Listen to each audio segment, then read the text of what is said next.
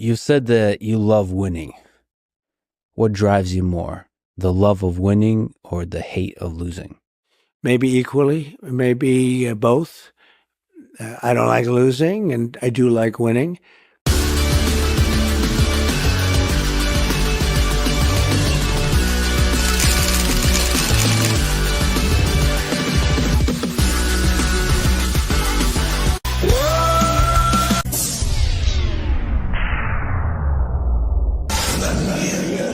Say his name and he appears.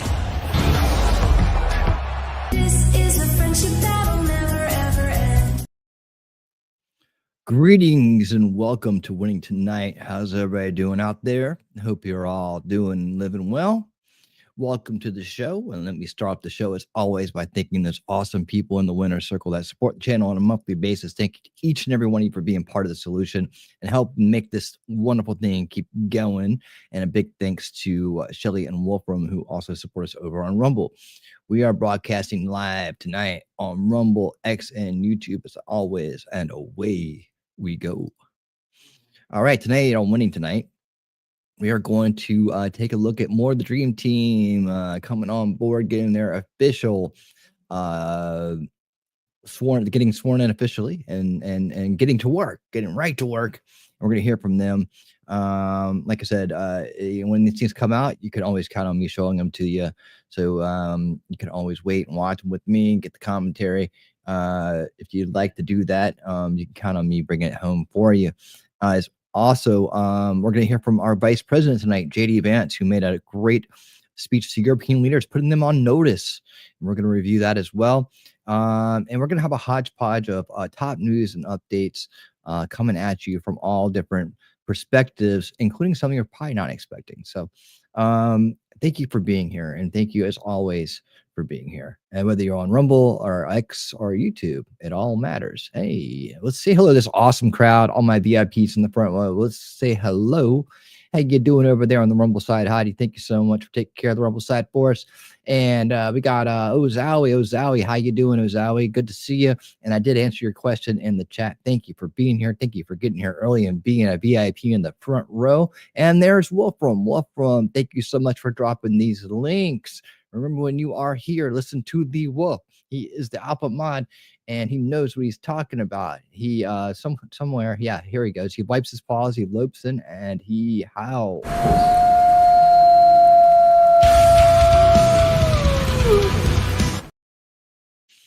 And that's how you know the alpha mod is in the house.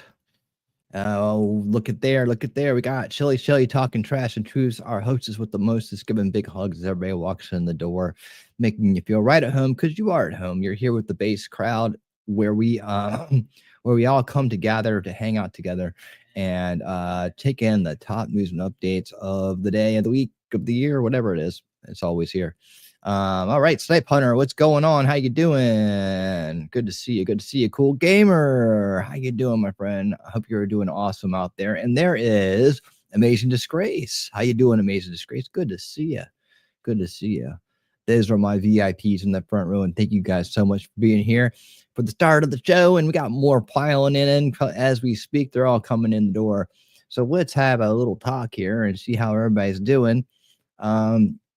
You might have caught it earlier. I popped in over on Shelly's stream today. I hope you guys are all subscribed to Shelly, aka Talking Trash and Truth. She has an awesome channel, and she is my partner in crime. So make sure you definitely subscribe to her on YouTube and Rumble, because she needs all the love in the world. Because she gives all the love in the world. There you go. All right. Yes. We are out, man. What a great time to be alive and to be in America.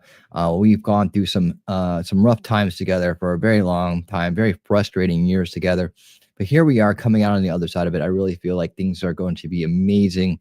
And we're it seems like all the deep state corrupt establishment and their useful idiots, all the things they're trying to do just isn't working anymore. We got a counter for all of them. We've seen all your dirty tricks. You played all your cards, and we are ready for you. And now we have the Dream Team in place. We got one more to go. As far as I know, we got one more to go. We got one more to go, and that is Kash Patel, and we are eagerly awaiting Kash Patel's arrival as Elon and Doge do the good work. And I know that some people out there are pro corruption, they're pro money laundering, they're pro waste, they're pro losing, really. They're pro losing, and they are out there. And remember, when you're here, that the thumbs up button is pro winning. That's like, if you love to win, you hit the thumbs up button. That's the base button, we call it here. So make sure you hit that, because it really helps out the channel, helps out get the stream out there, and helps us meet more like-minded people. And if you love losing, and you're not based, if you're unhinged, or if you're just a some person who just likes to see things go bad, there's a button for you too. It's thumbs down button. Either way, when you hit a button, you're helping the stream. They're interacting, and that's all the platforms care about. That's all they care about is interaction. So those interactions help so much. But I know my base crowd here always hits the base button, and that helps out so much. Let me make sure I lock in. There we go. Lock this in. I always forget to do that. That is locked in, so I can remind people as we go, because you got to remind people about those great features right there, and then and so on. So yeah. So we are on a big winning streak right now. Big winning streak, and getting these two cabinet positions signed and sealed and delivered was huge. Man, make America healthy again is a reality, and it's on its way. And I cannot wait to hear what JFK Jr. has to say at his swearing in ceremony. And just a reminder, there is a Kennedy back in the White House. Who would have thunk it, huh? Who would have thunk it? There is a Kennedy back in the White House. That's amazing, isn't it? That is amazing. And he's on the good guy team, and he is part of the solution. So thank goodness for JFK Jr. I think he's going to do something amazing that's needed to be done for a very long time.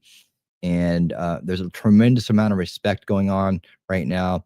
And I tell you what, when you got a team that loves each other and is all working towards a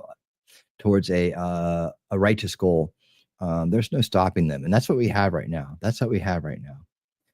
And speaking of which, righteous goals are always awesome. And people who support winning is awesome as well. So thank you. And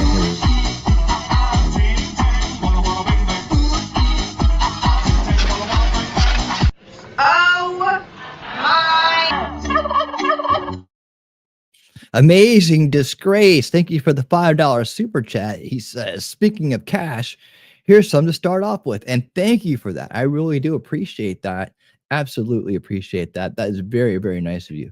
And I appreciate it. And you know what? Onward and upward, my friend. Onward and upward we go together. And it's been great having you hang out on Amazing Disgrace. We love having you join the crowd here. And everybody is really enjoys having you here. So I'm glad you've chosen to spend time with us. You can go anywhere, but I'm glad you've chosen to be here. So thank you again. Thank you so much.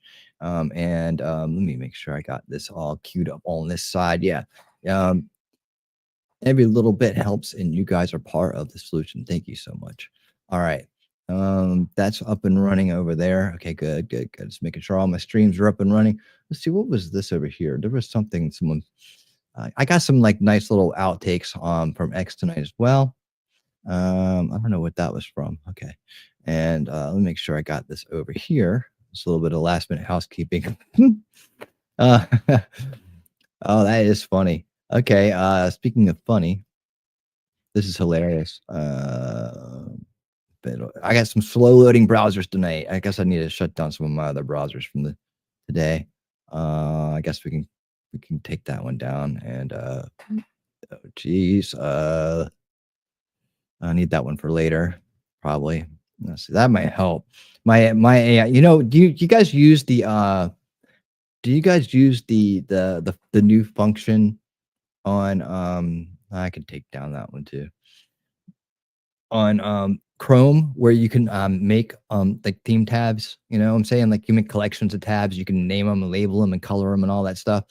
Well, I've been doing that, and my AI group tab is huge. Sometimes that takes up more bandwidth than I realize on my end. So hopefully that helps speed things up a little bit. So this is funny. Let's do some funny stuff to start out with, and then we're gonna get right into JD Vance's word to Europe and putting them on notice.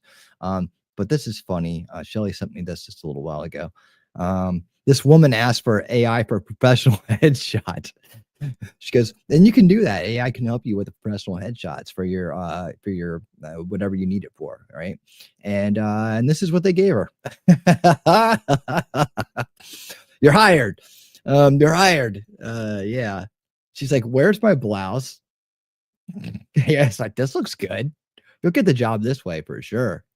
Isn't that hilarious? Oh man, over to my stream, and I don't want you to see me, but oh yeah, this is great. Georgia was stolen in several ways, and yet here's another example. Only 2 addresses were used for over 9,000 illegal votes cast. This is a violation of Georgia's election law. So why haven't these people been prosecuted yet? Yep. See, we knew that when it happened. We knew that when it happened. Some of the other stuff, I've been reposting a lot of Elon stuff because he puts out a lot of base stuff. So I saw that and I was like, yep, we know.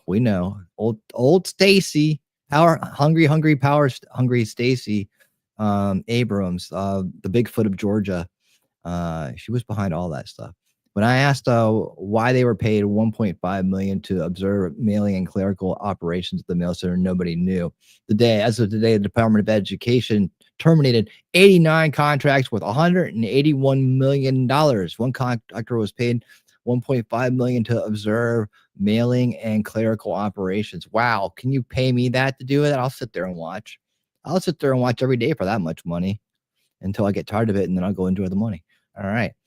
Big scandal unfolding in Penfield Central School District in New York. A kindergartner reportedly came home with a book about attending an LGBTQ pride parade, which included pictures of naked people and men in bondage fetish gear.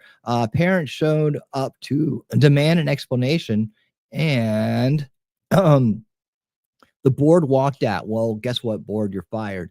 Why is the board ignoring parents' concern over their children being exposed to pornographic materials at school?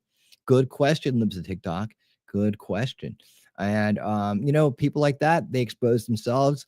This is part of the cultural Marxist ideological subversion, subvert the young, control the future, break the future, that is. And that's what they've always been doing. And we're going to put a stop to that. That's part of solution culture, addressing it on the generational war on a generational level. Right? We got to stop that. And you guys out there, man, make sure you're part of that too. Make sure what you can, you do. You're full on protected now. You don't have to worry about it. This isn't like back in 2016 and 2020 where the fear was put into people like us to not take action against things. So the cancel thing, that's done. That's over with. Don't you worry about it. You can't be canceled these days. If anything, if someone tries to cancel you, you'll probably be elevated. So it's going to work in the opposite direction. Yeah. And yeah, there's still some places out there that, you need to be, kind of like careful about. Like, I'm not sure that the big tech realm has been cleared out yet. When it does, that'll be nice. That'll take some pressure off me. But anyways, if I still continue down that route in the future, but you never know. If things take off or take me in a different direction, I could end up walking away from that life and picking up another one. But it has to be something that enables me to support the ones that depend on me and that I love. And that's my primary purpose and responsibility in this world. And that's what I have to do first. So we'll see wherever the Lord takes me, wherever the idea takes me. I am just a servant to the circle, and I take it where it takes me. All right. So some other things, interesting things I found. Reuters was paid millions of dollars by the U.S. government for large-scale social deceptions. We're going to go over this in some more detail tonight. I think I have that saved. If not, I'll go find it. Interesting points about that. I'm always about the base take on things. There's that, yes, that was definitely done, but the details on it are sketchy. I mean, they're not complete, right? You have this thing that says they did this, but we don't know where they did it or for what. But it doesn't matter because and it was canceled out eventually. But it doesn't matter because it just indicates our money was going to maybe a foreign country to do this in, maybe somewhere else to do this in. Again, more mismanagement of our money We need remedy for this. The biggest tax break in U.S. history, federal tax break in U.S. history, I believe, is coming, and that's going to be zero.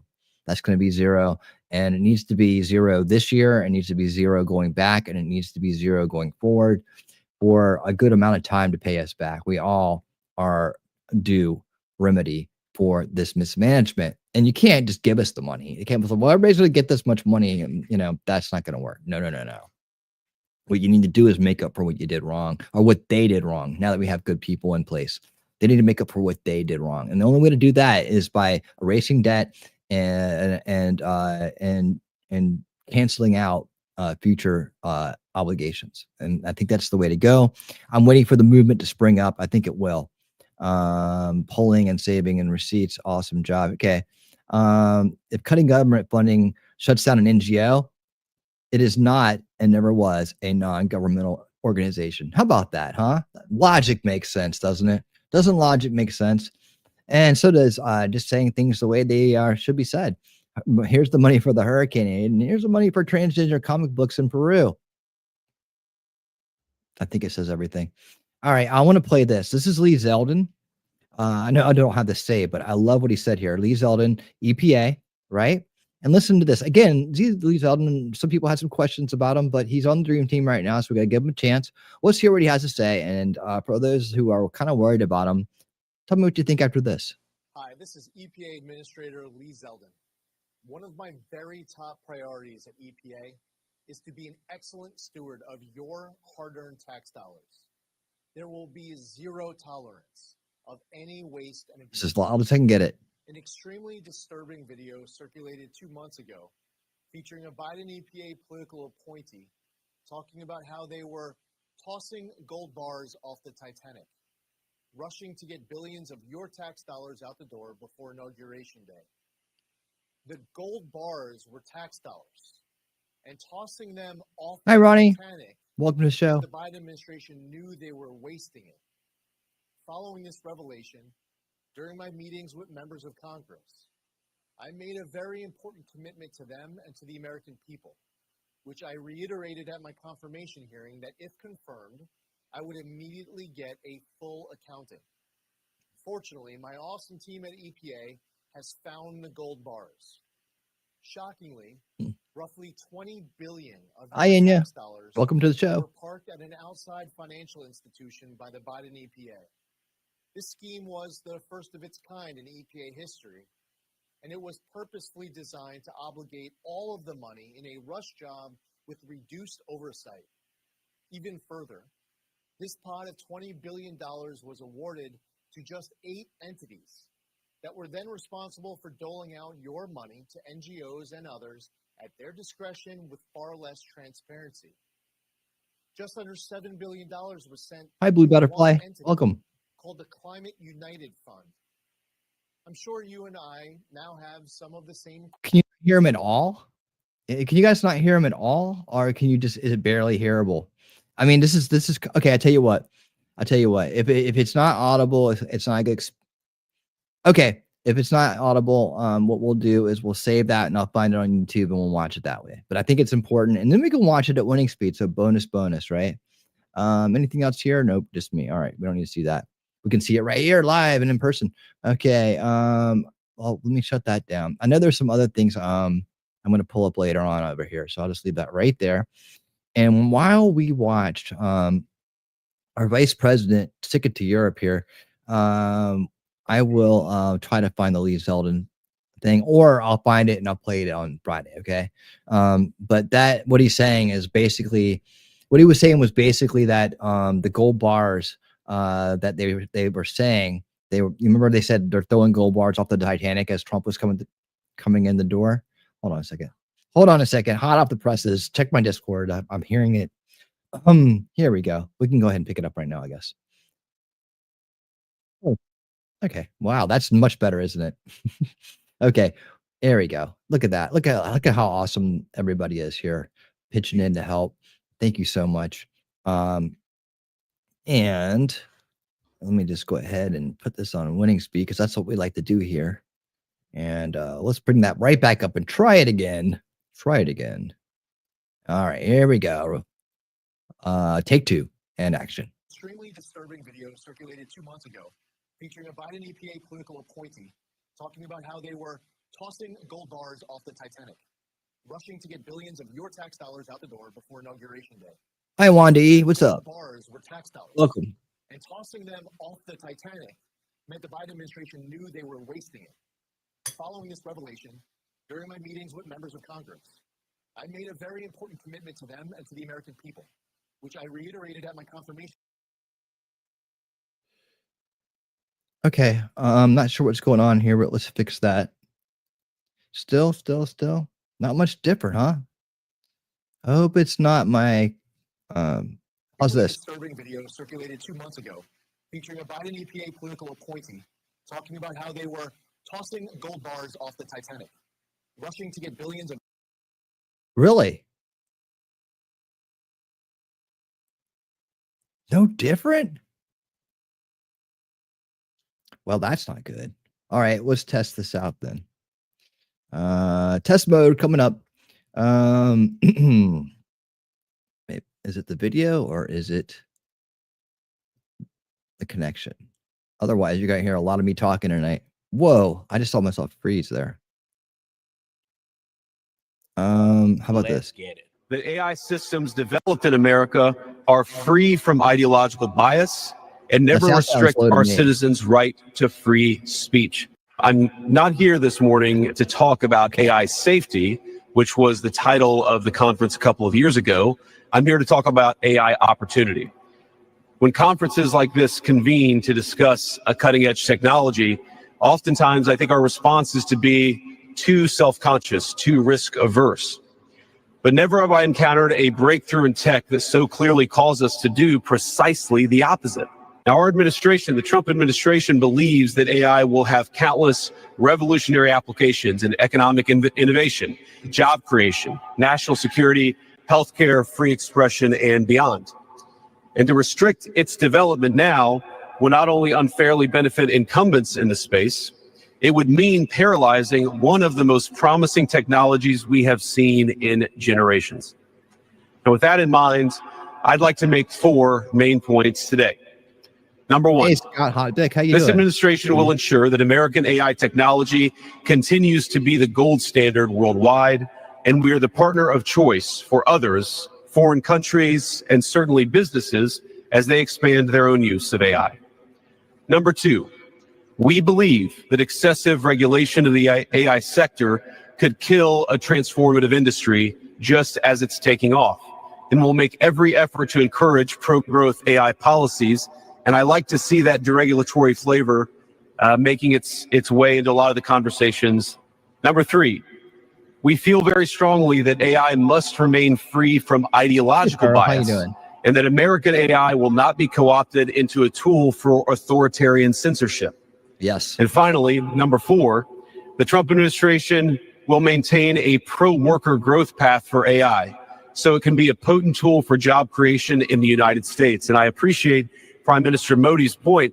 AI, I really believe, will facilitate and make people more productive. It is not going to replace human beings. It will never replace human beings. And I think too many of the leaders in the AI industry, when they talk about this fear of replacing workers, I think they really miss the point. AI, we believe, is going to make us more productive, more prosperous, and more free. The United States of America is the leader in AI, and our administration plans to keep it that way. The U.S. possesses all components across the full AI stack, including advanced semiconductor design, frontier algorithms, and of course, transformational applications. Now, the computing power this stack requires is integral to advancing AI technology. And to safeguard America's advantage, the Trump administration will ensure that the most powerful AI systems are built in the U.S. with American-designed and manufactured chips. Now, just because we're the leader doesn't mean we want to or need to go it alone, of course. And let me be emphatic about this point. America wants to partner with all of you. And we want to embark on the AI revolution before us with the spirit of openness and collaboration. But to create that kind of trust, we need international regulatory regimes that fosters the creation of AI technology rather than strangles it. And we need our European friends in particular to look to this new frontier with optimism rather than trepidation. Now, the development of cutting-edge AI in the US is no accident. By preserving an open regulatory environment, we've encouraged American innovators to experiment and to make unparalleled R&D investments. Of the $700 billion, give or take, that's estimated to be spent on AI in 2028, over half of it will likely be invested in the United States of America. Now, with the president's recent executive order on AI, we're developing an AI action plan that avoids an overly precautionary regulatory regime while ensuring that all Americans benefit from the technology and its transformative potential. And we invite your countries to work with us and to follow that model if it makes sense for your nations. However, the Trump administration is troubled by reports that some foreign governments are considering tightening the screws on U.S. tech companies with international footprints.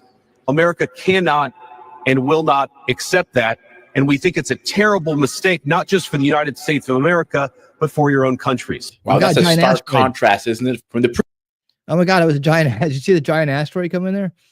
So, yeah, so that's pretty good news right there. I don't know. Do we need to hear more of that? It's like, it's a speech, and I think we get the idea. He's basically saying, guys, get on board or get bent. I think that's pretty clear, right? I think it's pretty clear. Get on board or get bent, and you know, we definitely don't want to be lagging behind that. And you know, Europe, guys, haven't you learned? Haven't you learned? Yeah, don't let your corrupt leaders drag you down. Okay. What you can do is jump on with us, and we'll take you somewhere new and exciting and better than you've ever been there before. You've seen before. So much of Europe has been corrupted. We know we have to worry about getting our house straight in order before we can help anybody else out. That's the way it works in real life, and that's the way it works macro to micro, right? You got to get your own house in order before you can help other people. That's the truth. Teach it to your kids, live by it, and then know it, and then that's where we go. But as a country, that's what we're doing right now. That's why, you know, that's what Make America Great. It's really all about. You know, I know the people that have been ideologically subverted by cultural Marxism will tell you differently. And they hate winning, so they love losing. But they want to see the destruction of our country. They don't think very highly of our country, and that's the problem. But they've been taught that. A lot of them are just mind control victims, and we wish them the best. We hope they wake up. We hope they have that moment of clarity. But let me just say that, you know, Europe, you gotta get rid of that EU. You got to do something about that whole gamut over there is super corrupt, and you guys think you got something going on, but then there's this thing called the US over here, and you want to follow us in this reformation period here on planet Earth, because behind that reformation period will be a new great golden age like we've never seen, and we never thought were possible, probably for most of our lives. We're like, how are we going to get out of this mess? You know, how are we going to get out of this mess? But here we are, and we're on the verge of doing it. So good times indeed. Let me go ahead and do this. It's cold up there in Vietnam. It has to do. I can't imagine a more beautiful thing. It's cold. I can tell you all about it. I mean, look at this thing. Gonna try to get out of anything. Shelly talking trash too. Thank you so much for the 5 gifted memberships. And let's welcome some awesome people to the winner's circle here on your guest tour. Who got it? They're way back up here. Enya Myers, welcome back. Starlight 84, all right. Welcome, Purple Jesus. That's left. Do we know that? All right, cool. Constitutional Carry. Oh, I love the name. Awesome. And Farrell, check it out. All 5 of you got a great gifted membership. So welcome to the winner's circle. And you know what? If you like it here, you can stay permanently. You can do it. All right. Exciting and new, like the Love Boat. Yes, just like the Love Boat. It is exciting and new. Even in an 80s kind of way. Bring the 80s back. Let's see. Let's see, I've never. Okay, cool. All right, let's move on to the next thing here. Oh, this is interesting. Like I said, it's gonna be a hodgepodge up front, and then we'll get to. I tell you what, actually, what I should do is get to the swearing in ceremonies, and then go back to the hodgepodge of top news and updates. I feel like I really want to do this first tonight. And then after we get through that, I believe in the latter half of the show, we'll have time to do the latest Trump executive order press conference from the White House. Isn't it amazing that, I mean, there's so much transparency that it's hard to keep up with. I mean, I literally would have to stream every day, all the time, keep up with it. And well, that's just on the cards yet. Maybe one day. But right now, man, 24/7 news, winning news, woof. But man, every day he says, "Come on in, ask the questions you want. I'll give you direct answers, and you can watch me make America great." Oh, look, there's Zach. Zach, what's up? Welcome to the show. Look at you. You got a new avatar. I noticed things like that. We need more inner Vaders, not outer Vaders or Darth Vaders. Yeah, that's the truth. That is the truth. Words to live by. That is Zach. Welcome, dude. How you doing? All right, let me get us back over here. I'm going to go ahead and pivot on over to our 2025 press conference folder here, and we'll start out by with this. Now, has a lot of people seen this or not? I don't know how many people have seen it or what, but this is the first time you're going to see it on winning speed. That's the truth. And I think that this is just pretty exciting all the way through. Let me see. Do we get the whole thing? Was Pam in there? Yeah, Pam is in there. All right. So, but this is for the record. This is for the record. We got to do it. So, if you have seen it, hang out with us, make your comments that we might have not been able to make earlier about it, and just enjoy the crowd. Enjoy the awesome crowd that is here. And let me go ahead and make sure I got the screen all up there. All right, there we go. And just enjoy the awesome crowd. But yeah, we're going to check this out, and it will be in a little under half the time. And so let me just make sure I got it so I can speak to. Let me know if there's any audio issues as we start. That was weird earlier. I don't know why that particular video was so bad. I could hear it fine on my end, so it was really strange. Let's hope we don't have to deal with any more of that. Without further ado, Mr. President, take it away. Excited to swear in our next Director of National Intelligence, Tulsi Gabbard. Most of you know Tulsi. She's a fantastic woman. Tulsi, I want to just congratulate you, your husband, Abraham, your sister, and all of your friends. A lot of friends here. You have a lot of friends. I noticed that, huh? They're a very tan couple. Fighting for you. It worked out very well. Tulsi Gabbard's an American of extraordinary courage and exceptional patriotism. She's devoted her entire life to public service, and I've watched her for years on different shows and everything. I said, she's a woman of great common sense, and, we like the common sense. It's a word that's being used a lot. I think we started it in terms of politics, but it's a word that's used a lot. It's usually pretty effective too. And you really are. I've watched you even on Larry King. You're very young. I don't know how you were Larry King, but you're very young. But you were, and you always had the situation covered properly. At 21 years old, Tulsi became the youngest woman ever elected to the Hawaii State Legislature.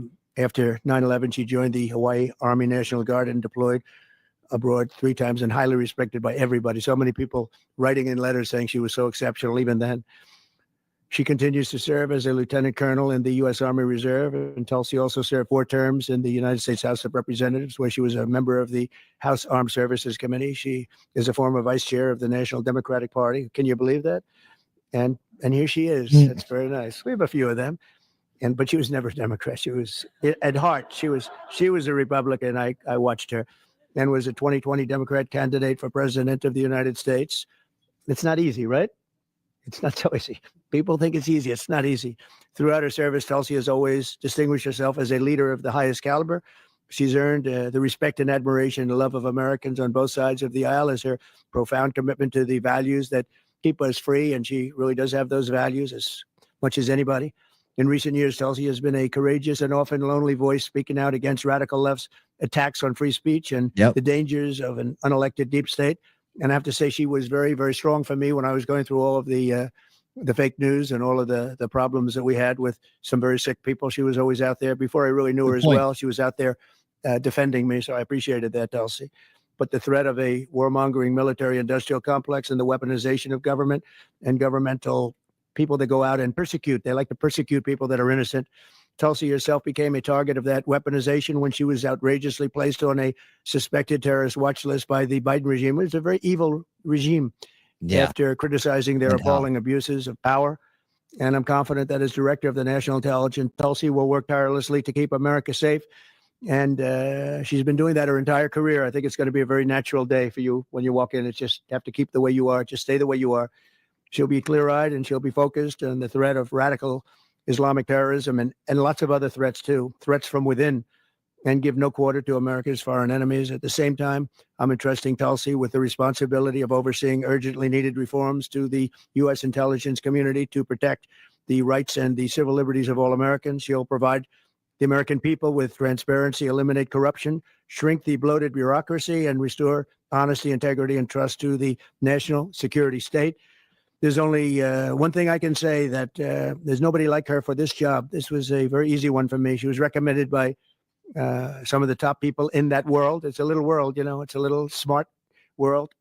It sometimes can be an evil world when the wrong people are there, but we have the right one. She's had so many great recommendations. I would say Pam was right up there with it, Pam Bondi. She had a lot. I know her a little bit better, and you're doing a fantastic job after about 3 or 4 days, right? You've had a lot of experience, but you've never seen anything like this, Pam, but you're going to do fantastic as the Attorney General. Fantastic. So thank you and congratulations. We did this with Pam a few days ago, and this is again my honor. So congratulations to Tulsi, and I think Pam is going to administer the oath. And when she does that, I'll sign your new certificate. Good. Thank you. Thank you very much, everybody. This is really adorable. This is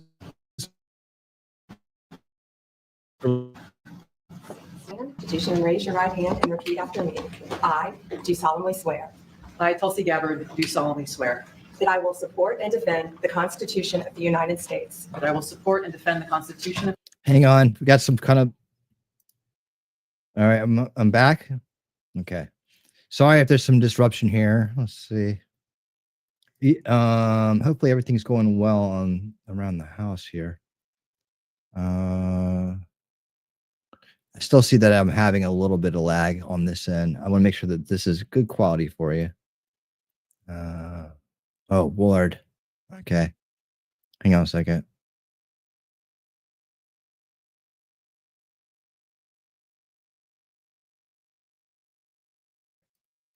All right, just checked in there. Okay, they were good. I think we're good. Here we go. the United States against all enemies, foreign and domestic, against all enemies, foreign and domestic, and that I will bear true faith and allegiance to the same. and that I will bear true faith and allegiance to the same. That I take this obligation freely, I take this obligation freely, without any mental reservation without any mental reservation or purpose of evasion, or purpose of evasion, and that I will well and Well, thank faithfully you. that I will well and faithfully discharge the duties of the office on which I am about to enter. discharge the duties of the office on which I'm about to enter. So help me God. So help me God. Congratulations. Wow. Amazing. Look at that. Big hugs. Okay.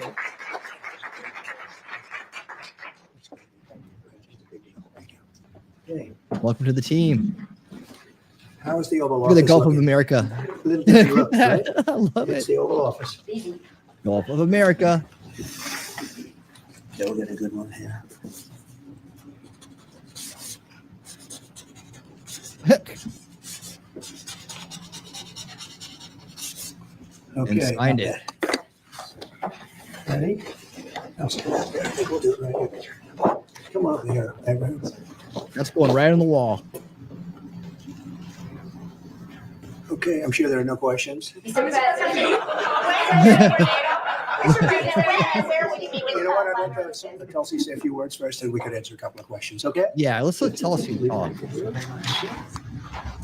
Oh, nice camera. That's good. Look at that. I'm going to get that frame for you. Mr. President, first and foremost, I just want to say thank you from the bottom of my heart for the trust that you have placed in me to fulfill this critical position as Director of National Intelligence at any time, but specifically during this time. Unfortunately, the American people have very little trust in the intelligence community, largely because they've seen the weaponization and politicization of an entity that is supposed to be purely focused on ensuring our national security. So I look forward to being able to help fulfill that mandate that the American people delivered to you very clearly in this election, to refocus our intelligence community by empowering the great patriots who have chosen to serve our country in this way, and focus on ensuring the safety, security, and freedom of the American people. As you've said, Mr. President, this is what I've dedicated my life to, and it is truly humbling to be in this position, to serve in your administration, help to rebuild that trust, and ultimately to keep the American people safe. Last thing I'll mention, that in your National Prayer Breakfast speech, you made a statement about your legacy of wanting to be remembered as a peacemaker. I know that I can speak for many of my fellow service members who are here today, veterans, Medal of Honor recipients, how deeply that resonates with us. For those who volunteer to put their lives on the line when duty calls, but to have a president and commander-in-chief who recognizes the cost of that sacrifice and ensuring that war is the last resort, not the first. So thank you for your leadership on behalf of my friends here and all who wear the uniform. We're grateful. Thank you. Congratulations.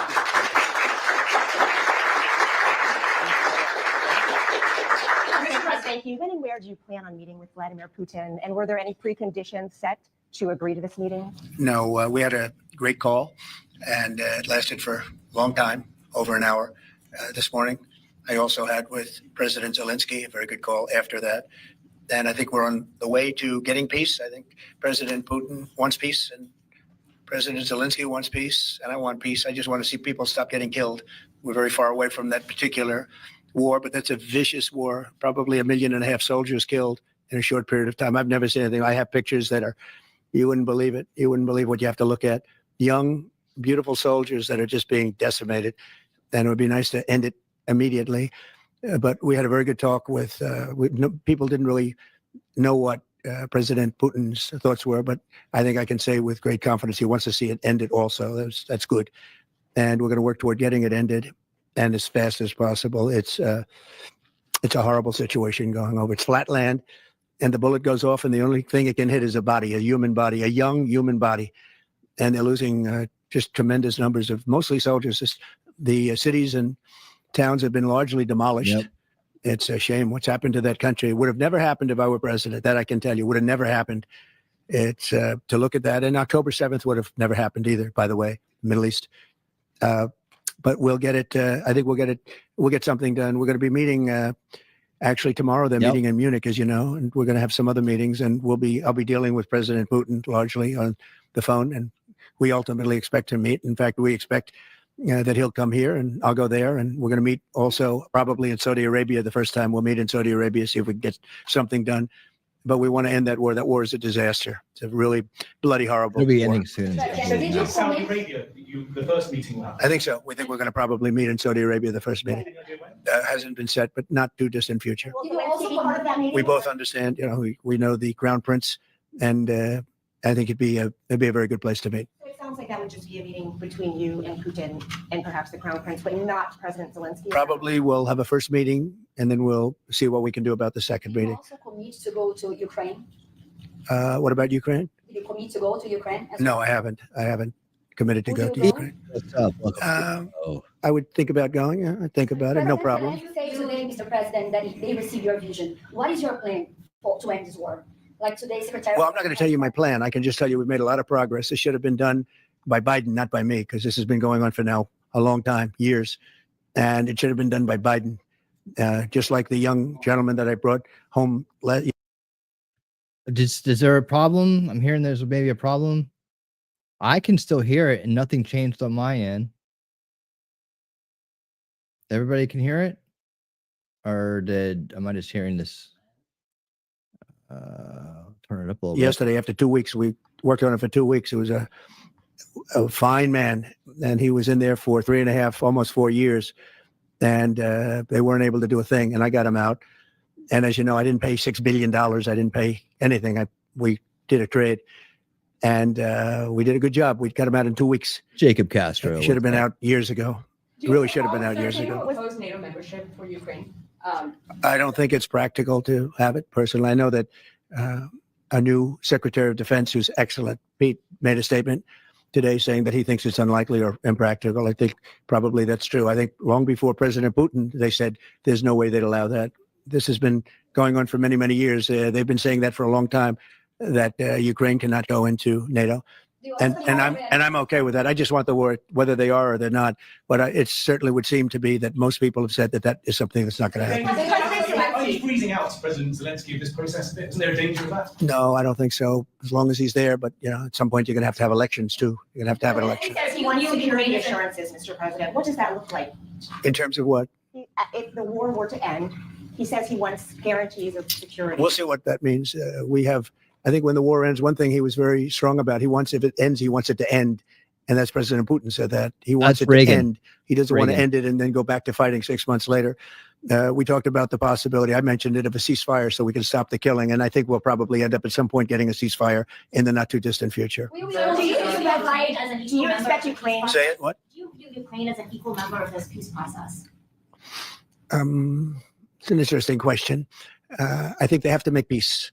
Their people are being killed, and I think they have to make peace. I said that was not a good war to go into, and I think they have to make peace. That's what I think. Why do you decide to provide support to Ukraine? Would you support Zelensky ceding territory or exchanging territory in any agreement to end the war?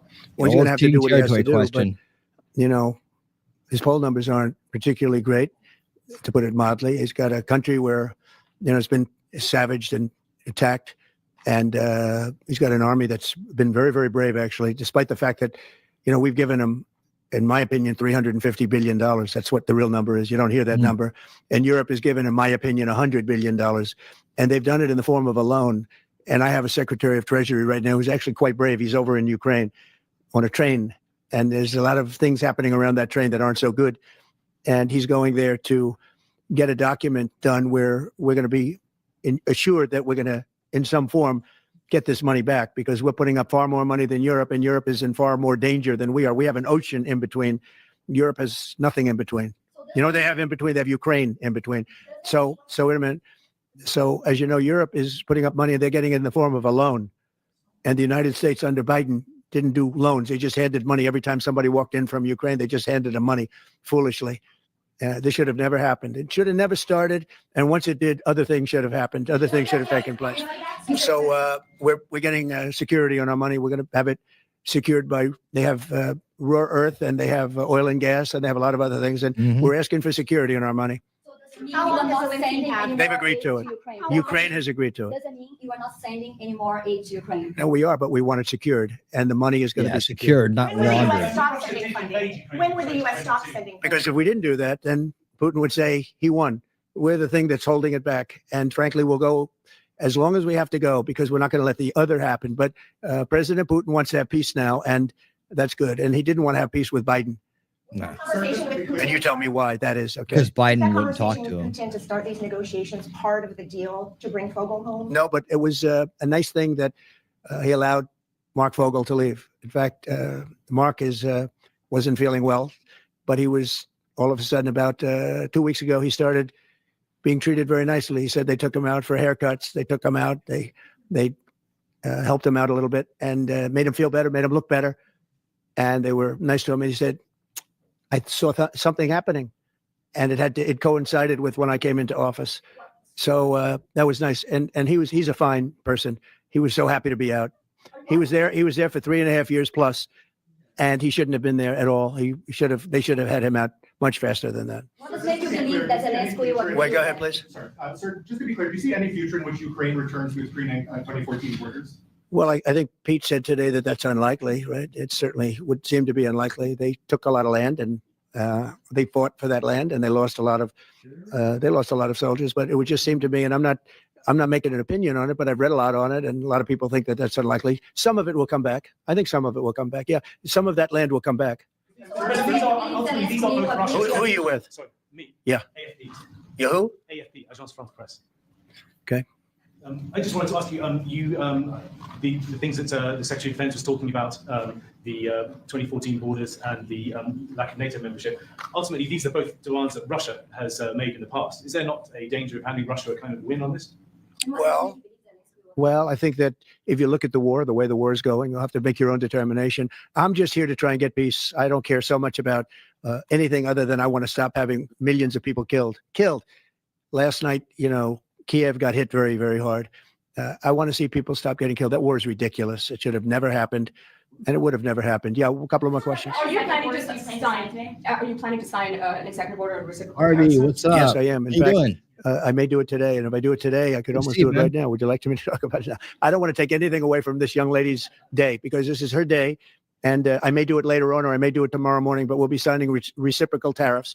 The world has taken advantage of the United States for many years. They've charged us massive tariffs, and we haven't charged them. And as you know, I just did something on steel and aluminum, 25%. And that'll go up at some point, but 25%, which will level the playing field quite a bit. I did it previously 50%. And Obama was very weak, and Biden was even weaker on steel. The steel was just absolutely. It really started with Obama. The world really took advantage of us, and then that morphed into Biden. And what they did was he was so worried about trying to attack his political opponent that he didn't know what he was doing with respect to countries taking advantage. He should have looked at the countries, both friend and foe, taking advantage of us. So. We're going to be doing reciprocal tariffs, which is whatever they charge, we charge, very simply. But we're going to be considering exemption, talk about widespread fraud and abuse. Oh yeah, tremendous fraud. There's tremendous fraud, and it's hard to believe that you can have that kind of fraud. You're talking about are you talking about what? Wait. Which are you talking? You're talking about with regard to all of the investigations that are going on about this stupidity. What we're going to do is tomorrow I'm having a news conference. I'm going to read to you some of the names that hundreds of millions and even billions of dollars have been given to. And if you tell me that we should be giving money to those things, those entities, I think you'll probably have to leave as a reporter because you're not very talented. When you look at the kind of money, billions and billions of dollars being thrown away illegally, and there's no chance. I mean, I say it in front of our attorney general, there's no chance that there's not kickbacks or something going on. When you give millions and millions of dollars to somebody that stands to look at something for 15 minutes and walks away with millions of dollars, that money's coming back in some form. And that's only one form of corruption. The biggest thing is what they do to our country. They're taking massive amounts of money and spending it on items. I went through a list of 200 expenditures that were made, and I found 3 that looked like they were reasonable. Okay, 3. And we'll be talking about that tomorrow. We have a lot of stuff. And I want to commend Elon because he's done he doesn't need this. He's abused by you people every day. He's found more things than anybody could find. I think he's got the credibility to do it. I know he does. And it's his group of people. They started off with 12. Didn't Tulsi talk at all? I call them 12 geniuses. They started off with 12 and they went to 20 and 25. And now they're up to almost 100. People are joining to help them. Oh, this is a massive fraud that's taken place. And then you have judges that are activists, and they sit there and they say, oh, as an example, $59 million going to a little small group in New York City. You get nothing going to North Carolina to help. Absolutely. Nothing. Amazing. They say, we don't have any money because they've given it away on the border. But you have nothing. What they did to North Carolina is a shame. And then they sent $59 million to New York City for a hotel for a little bit of nothing. What they've done. A hotel that was not luxury, that's getting luxury rates for migrants, where they're making a fortune, and we catch them. But a judge says, well, even though it may be a fraud, you have to send the money in anyway. Send the money. I said, wait a minute, we have money that shouldn't go because we caught it before it was sent out, but they want the money to go anyway. And I think you're going to have a lot of things to look at, Pam. I really do. What's going on with this whole thing? And this is just one group. We haven't talked about Department of Education. We haven't talked about the military. We haven't talked about a lot of things that are very big. And what's happened is, as an example, you'll have cases where you have a 3-month contract, and maybe the guy that signs a contract leaves. Maybe he gets rich. All of a sudden he leaves for that reason. But you have a 3-month contract, and maybe he leaves. So the contract is sitting there, and the people signing the checks don't know it's 3 months, and it goes on for years. The 3 months turns out to be 3 years, 5 years, 10 years. Just goes on forever. And the guy on the other side of the contract just keeps getting check after check after check, because Elon had an expression yesterday, because nobody cares. It's a great expression. Nobody cares. The guy that signed the contract didn't care. Maybe there, may not be there, maybe crooked, who knows? But you have to care. Otherwise, you can't really run a thing like that, or you can't run a country, really, because there's so many transactions, thousands and thousands of transactions. And if you don't have people that care, you're going to lose control. And that's what's happened. And we've caught it. Now, Yep. What we call it is billions and billions of dollars, but it's a tiny fraction of the real number, because you can never catch the real number because people have gotten away with tremendous amounts of money. But there you go, I said we have to make our government smaller, more efficient, more effective, and a lot less expensive. And we could find $1 trillion, but we're being hindered by courts where they file in certain courts where it's very hard to win. Hey, man, if you're out there, and a judge will stop us, and a judge will say that it doesn't make any difference what you find. You just keep paying the money. That's a hell of a way to be. We're so close. And I follow the courts. I have to follow the law. All it means is that we appeal, but that gives people time to cover their tracks, and that's what they do. So it's a very bad thing that's taking place. But hopefully, if the courts, hopefully the courts will be fair. They don't have to be very fair. They just have to be a little bit fair, because this is so egregious what's taking place. Nobody's ever seen anything like it. Nobody's seen numbers like this. These are massive numbers. $9 million for somebody to go and stand in a store and see how people shop. Okay, I mean, you take a look at these things. Please have that. It's a disgrace. And then you have a country that we want to make America great again. It's very hard to make America great again when you have things like this. And you're going to see the same thing. Department of Education is going to be a disaster. The military, I mean, I see it. Look, I came in, they had a contract done, as you know, for $5.7 billion for airplanes. It was Air Force One with Boeing. 5.7. I got it down to $4 billion, a little less than that, 1 penny less than that. $3,999,999 and 99 cents. I said, it has to have a 3 in front of it, because I wouldn't sign the contract for $5.7 billion. I was able to cut $1.7 billion off the price. And it didn't take me long. $1.7 billion. If people would care, they'd be able to do that with every single contract that's put before them. And we wouldn't have deficits. We'd have nothing but a tremendously low taxed, wonderful country. But they have to care. And speaking of that, Boeing, we're not happy with the service we're getting in terms of those planes. They would like to get more money. We're not happy about that whole thing. We signed a very strong contract. I signed a guaranteed maximum contract, which they haven't seen in a long time. And they're saying they're getting hurt by it. But they have to produce the product, and we expect them to produce the product. They have to produce the product. They agreed to build planes at a certain price. They're not used to that. They're used to having time and material contracts, where it's whatever it costs, time and material, no dates, no anything, and it ends up costing 5 times more. You look at some of the ships that have been built. Take a look at the Gerald Ford, the aircraft carrier, the Ford. It was supposed to cost $3 billion. It ends up costing like $18 billion, and they make, of course, all electric catapults, which don't work. And they have all magnetic elevators. They lift up. That's what we talk about, right? The aircraft carrier Ford. It was just 5 planes at a time, 20 planes at a time. And instead of using hydraulic, like on tractors that can handle anything from hurricanes to lightning to anything, they use magnets. It's a new theory. Magnets are going to lift the planes up, and it doesn't work. And they had billions and billions of dollars of cost overruns. I met the architect. I said, have you designed a ship before? This is one of the biggest ships in the world. It's like landing at LaGuardia Airport.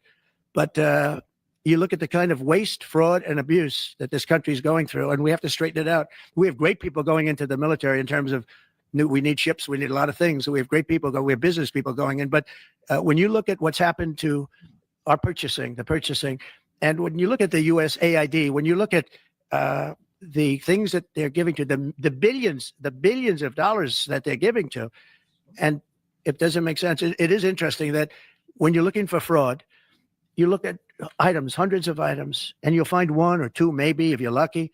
Here's something where you look at data, and they're all fraudulent. By just looking at the topic, they're all fraudulent, except it's the opposite. You'll find 1 or 2 that's like a legitimate reason. So I just want to thank Elon for going through it. I want to thank all the people that are working with him. We have a big group of people. I think the lowest IQ is about 160. That's very high. I think you have a couple of 182s in there, but they're doing a fantastic job. He doesn't need it, and they don't need it, but we're showing things, and it's going to be it's a big. People have no idea how important it is. Yeah. How soon do you want the Department of Education to be closed? Oh, I'd like it to be closed immediately. Look, the Department of Education is a big con job. We're ranked, so they rank the top 40 countries in the world. We're ranked number 40th. But we're ranked number 1 in one department. Where is that? Cost per pupil. We're going to look at so we spend more per pupil than any other country in the world. But we're ranked number 40. We've been between 38 and 40. The last time I looked, it was 38. And then I looked 2 days ago, it came out the new list. It came out at number 40. So we're ranked 40. Norway, Denmark, Sweden. I hate to say it, China, as big as it is, it's ranked in the top 5. And that's a primary competitor. We're ranked number 40. So if we're ranked number 40, that means something's really wrong, right? And I say send it back to Iowa, to Idaho, to Colorado. Send it back to places that, and there are a lot of Indiana. You have a great new governor. You have a great senator that Jim Banks just got elected. You got great people. I'll tell you what, Indiana is going to be fantastic. We probably have 35, maybe 37 states that will do as well as Denmark, Norway, Finland, Sweden. They'll be just as good. Then you have the ones that we all know about. It'll be the same story. But you know what? Even they will be good. Because you look at New York, you give it to Westchester County, you give it to Long Island, you give it to Nassau County, you give it to Suffolk County. Same thing, you go out to, and you give it to upstate New York. So you'd have 4 or 5 sections. You give it to Manhattan. Manhattan's a little bit tougher for some reason. I don't know why it would be tougher, but it is. You give to California, and you go to various areas outside of Los Angeles, and you might have 6 or 7 different subgroups. But generally, like if you go to Iowa, you give it to Iowa. You don't have subgroups, you have Iowa. And other places that do a good job. If they do a good job, they're going to do a great job in education. Those places will be every bit as good as the various countries that do so well. All the time, it's the same countries that are doing well. And so we have a Department of Education where people from Washington, D.C., who in many cases don't care about the kids out in the country. They don't care about the farms and the farmer's daughter and the farmer's sons. We have a massive bureaucracy in Washington, D.C. We have buildings that are all over the city. Department of Education. I never said Department of Education's on all these buildings. By the way, nobody shows up to work because they're all working at home. Quote, working at home. They're not working at home. And a lot of them have second jobs. And that's the other thing that Elon Musk is looking at. How many of these people are getting checks, working at home, but they're not working because they have second jobs and even third jobs? You're going to find a lot of them. And those people are going to be fired because we have to make our government smaller. All right, one more question. Yeah, Jennifer, go ahead. Nice to see you. Oh, thank you, sir. 2 questions, one on Ukraine again, and then another one on the Kennedy Center. Do you think that as far as your negotiating tactics go, did Hegseth take away some of your negotiating abilities with Putin by taking Ukraine's sovereign integrity off the table by taking? No, I haven't done that. I'm backing Ukraine. I'm backing Ukraine. Don't say that. I'm approving, but I do want security for our money. Europe is getting security. You know that, right? They're giving their money in the form of a loan. Nobody knows that. And why are we at 350 billion and Europe, which doesn't separate with an ocean like we do, we have a little thing called an ocean in between. Why is it that Europe is paying 200 billion less than us to help Ukraine? Very similar size. Right? If you add up all the European countries, it's a little bit smaller than the U.S. in terms of the economy. Why is it that they're not paying the kind of numbers that they should be paying? And then on top of it, and I've been saying this to Biden, I told Biden, I said, you ought to be asking for either a loan or some kind of a security, like their oil and gas or something for the money, because you're putting up much more money than Europe, and you have no security. Europe's putting up a much smaller amount, and it's in the form of a loan, because we have people that were incompetent in the last administration, grossly incompetent, and we're changing it. But we change it, and all we do is we get hit by lawsuits from the radical left all the time. But here we are. We stand, and I guess we've done okay. Thank you very much, everybody. Thank you. RFK. RFK coming up next, guys. Thanks for sticking around through that. There's questions and everything. Very exciting indeed. Tulsi Gabbard confirmed, and it's one of those moments we've been waiting for. We got another moment we've been waiting for coming up. But before we do that, I want to take a little tweener here, a little tweener break, and show you something very cool. Where did I put that very cool thing? Oh, it's over here. Okay. Here's a very cool thing. All right. As you know, he just mentioned the Department of Education, correct? Well, the Department of Education secretary, she already has been confirmed and sworn in. She was a slam dunk, yes. I mean, it's like some of these were just slam dunks, and they never had to have any kind of committee hearings, or I don't know what it was, but somehow our Department of Education secretary, Lynn McMahon, was already up in Congress today. And she's gonna introduce the Congress to the game. Cassidy. Yes, I'd like to introduce my daughter, Stephanie McMahon, Paul Levesque, her husband, and my son, Shane McMahon. I'm so happy to have them here, and many friends have come from far places, so I welcome having them here today and appreciate that they're here. So, listen to that. Look at that troll in the background trying to interrupt. Triple H, Stephanie McMahon could take that on too with no problem. She's got moves. But yeah, there's the game. That's Triple H, guys, from WWE, in case you didn't know that. There's Triple H in the house. He is the chief content officer for WWE. He is the booker. He's the guy that makes all those. He's the guy who's basically turned WWE around and made it great again. Then now his mother-in-law is going to help make education in America great again by sunsetting one of the most wasteful and ineffective departments in history, the Department of Education. And I can't wait to see what that opens up. That is our cue to go driving in with educational solution culture. RFK Jr. coming up next, guys. Stick around. Make sure you get to see it. But let's watch the rest of this clip here, and then we'll head on over to that. Oh, Cassidy. Yes, I'd like to introduce my daughter. There you go. That's the end of it. Okay. Yeah, there was some brainwashed leftist Marxists in the background. Being a useful idiot. That's what they do best. And trying to disrupt Linda's moment. Very uncool. Because you need to give her respect. She's speaking. All right, so here we go, guys. Another big moment we've been waiting for: the swearing in of our. Hold on, let me do it like this. Let me do it like this. All right, here we go. And without further ado, the big moment, another big moment we've been waiting for, another win for all of us, another check off the list, and the beginning of Make America Healthy Again, right here, right now. The swearing in of Robert F. Kennedy Jr. Let's go. Make us very proud of this day. Like his father, Senator Robert F.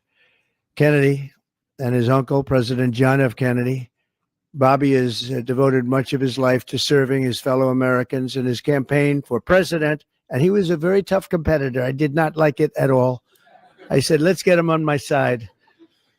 But in his campaign for president in 2024, Bobby brought together a coalition of supporters across party lines, and he really worked very hard, and he had tremendous support, unbelievable support. And I think a lot of that support came my way when we decided to do a little merger, and it was really great. And it was very loyal, incredible people. They believe in him so strongly because he's a fierce advocate for the health of our children and for the values of free speech, democracy, and peace. And people are going to be very impressed, I have no doubt. I've known him a long time. He's been a friend of mine a long time. Perhaps most importantly, though, Bobby created a nationwide movement made up of millions and millions of mothers and fathers and young people and concerned citizens of every background who want to end and this horrible chronic disease crisis that exists in America.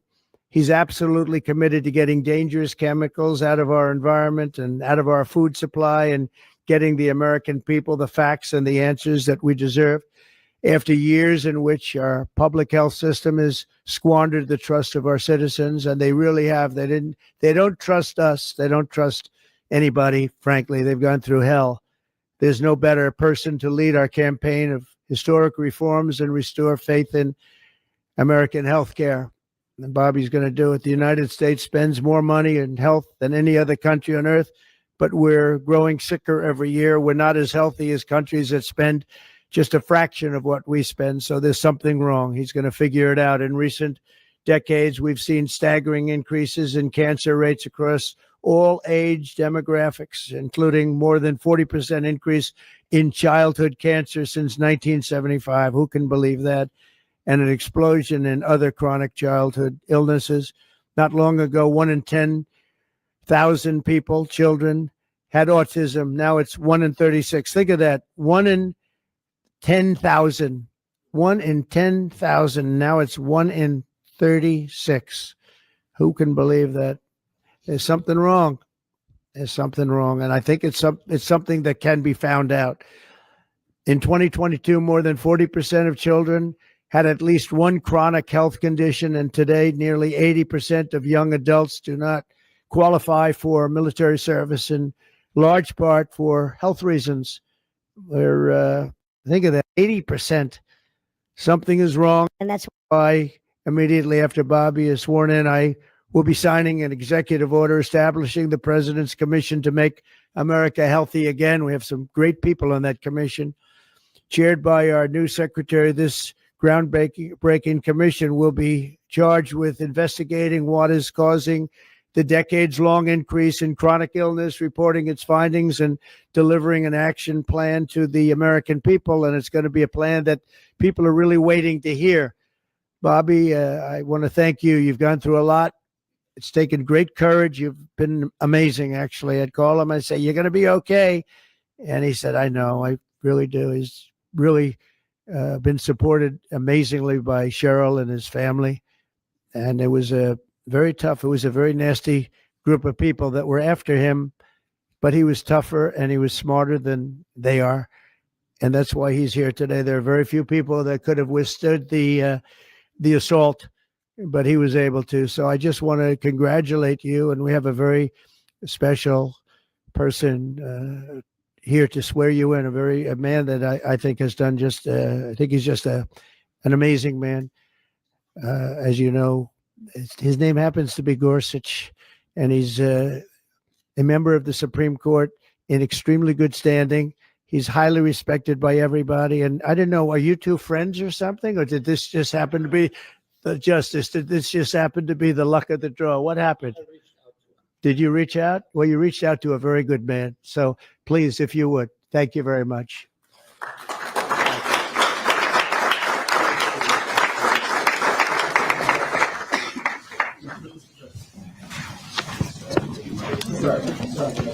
Oh, this has to be done first. I'll do this first. Sorry. I'm going to make this a good one, right?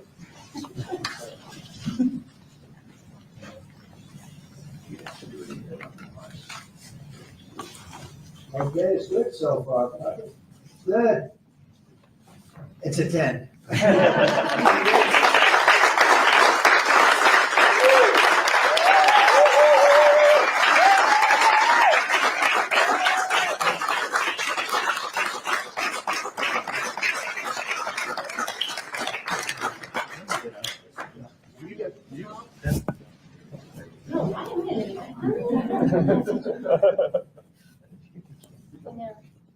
Go in there. Get the kid in there. Go in there. Get the kid.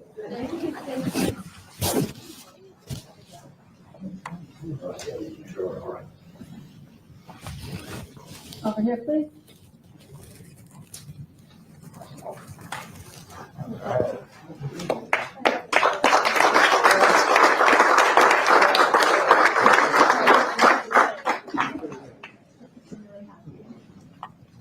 Would all the family like to join?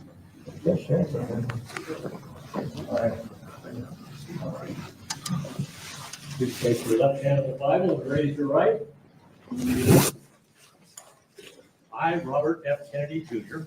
I, Robert F. Kennedy, Jr.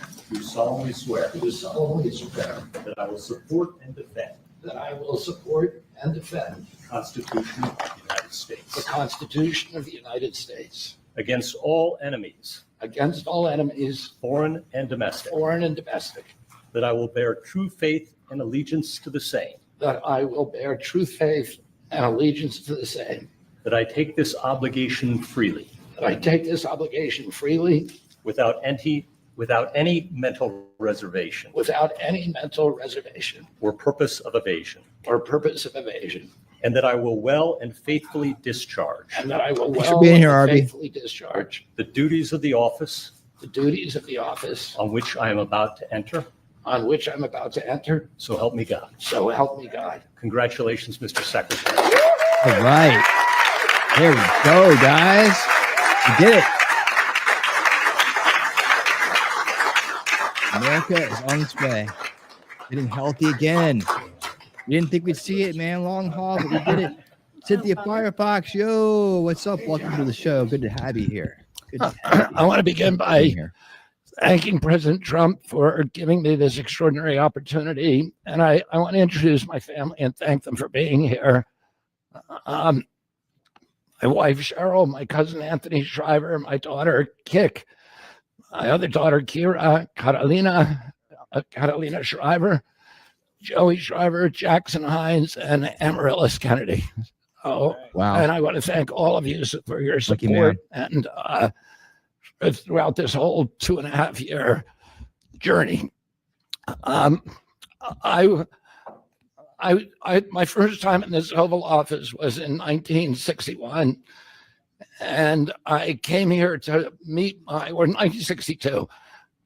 I came here and I had a meeting with my uncle, who was president then, where we talked about the environment. He was involved deeply, as we all know, in restoring physical fitness in this country.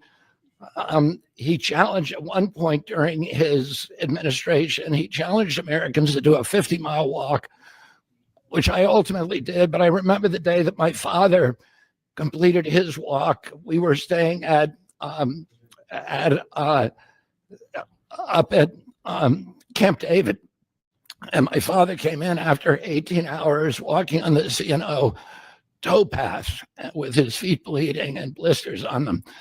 My father had one of his best friends was Al Lowenstein. And Al Lowenstein ultimately was a congressman from New York who was assassinated himself in 1980. But Al Lowenstein had started the Dump Johnson movement to get rid of President Johnson and end the Vietnam War. And at the time that he started it, people just thought it was a fool's errand. And ultimately, he asked my father to run for president against Johnson. My father wouldn't do it at that time. And he asked Gene McCarthy. McCarthy did it, and he joined that campaign. And my father ultimately ran, and Johnson then dropped out. So Al Lowenstein succeeded.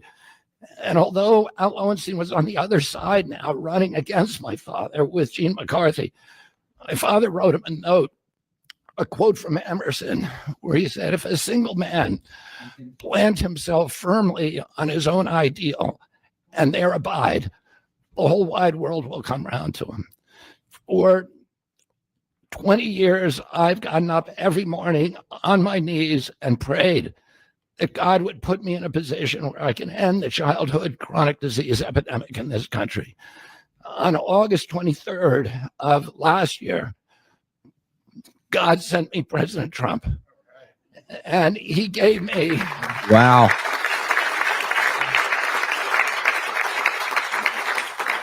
Awesome. He's now given me, he's kept every promise that he's made to me.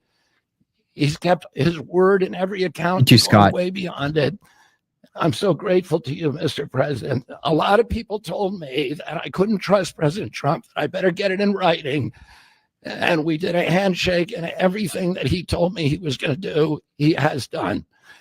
And I'm so grateful to him. And I've told you before, I genuinely believe that you are a pivotal historical figure, and you are going to transform this country at a time when we see all of the indicia of democracy now in tatters in our country.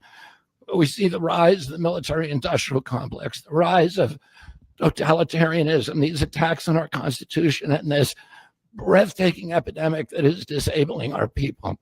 President Trump has promised to restore the American dream in this country. A healthy person has 1,000 dreams. A sick person only has one. Wow. 60% of our population has only one dream, that they get better. President Trump has promised that he's going to restore America's strength. But we can't be a strong nation if we have a weak citizenry. If people are sick, 60% of our people are sick, 77%, as President Trump mentioned, of our children cannot qualify for military service. And we need a man on a white horse now. We need somebody who is willing to come in and has the spine and the guts and the strength to challenge orthodoxies, to stand in the way of vested interests, and to break institutions that have turned against our democracy. President Trump has shown again and again that he is that hero. And most recently, I greatly appreciate it. And I called you the day that you announced the termination of USAID. My uncle started USAID in 1961 for humanitarian purposes, to put our country on the side of the poor.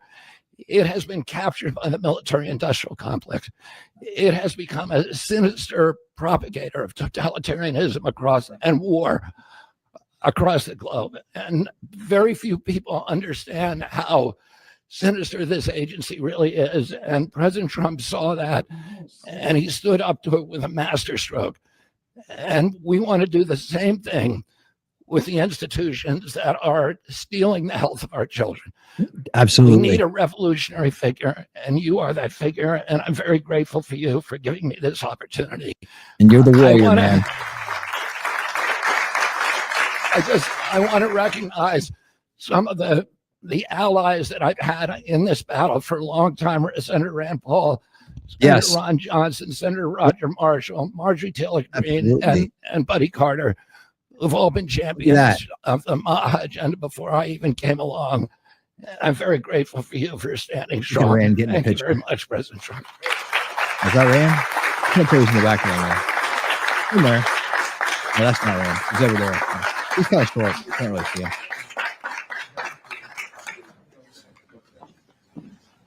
Oh, here we go. Mr. Secretary, I'd like to ask, what plans do you have immediately at HHS now that you're sworn in, sir? He's going to be running it. He's going to do a great job.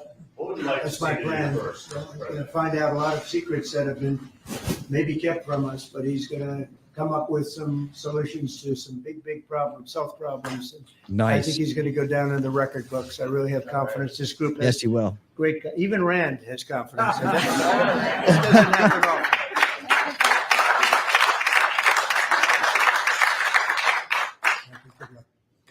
Mr. Secretary, you That's right, Snap. I agree with you. What are your 100%. plans on day one, which I guess is today? Our plans are radical transparency and returning gold standard science to NIH, the FDA, and CDC, to ending the corruption, ending the corporate capture of those agencies, so good, getting rid of guys. the people on Be those so good. panels that have conflicts of interest.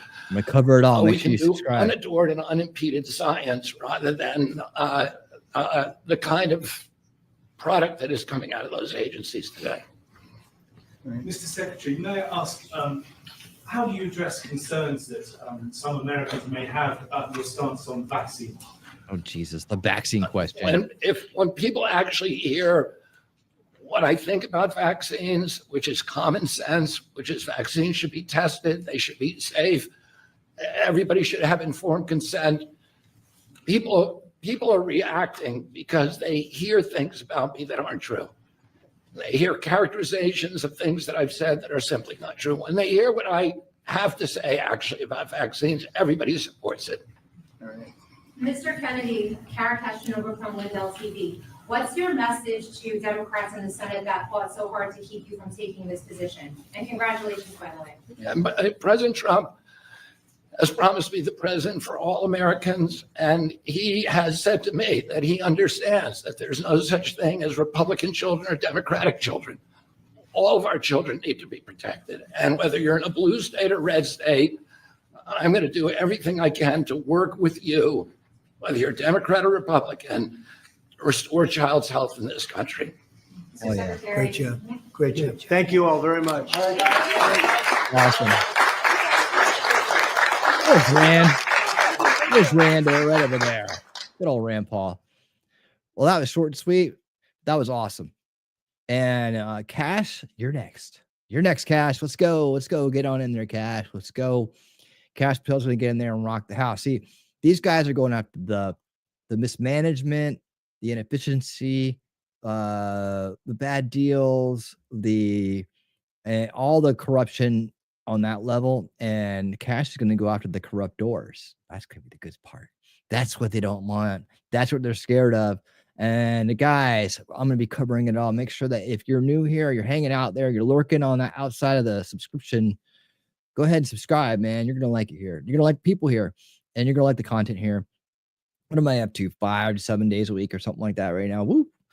You guys can make it 7 days a week. I'm not one of those guys who need that has a channel and I'm like, watch me all the time. It's not my full-time job. And I certainly don't want to take up everybody's time, or I don't pine for attention, as most people know. But I do want to get the best coverage out there and give you guys the best experience possible. That's what I strive to do here.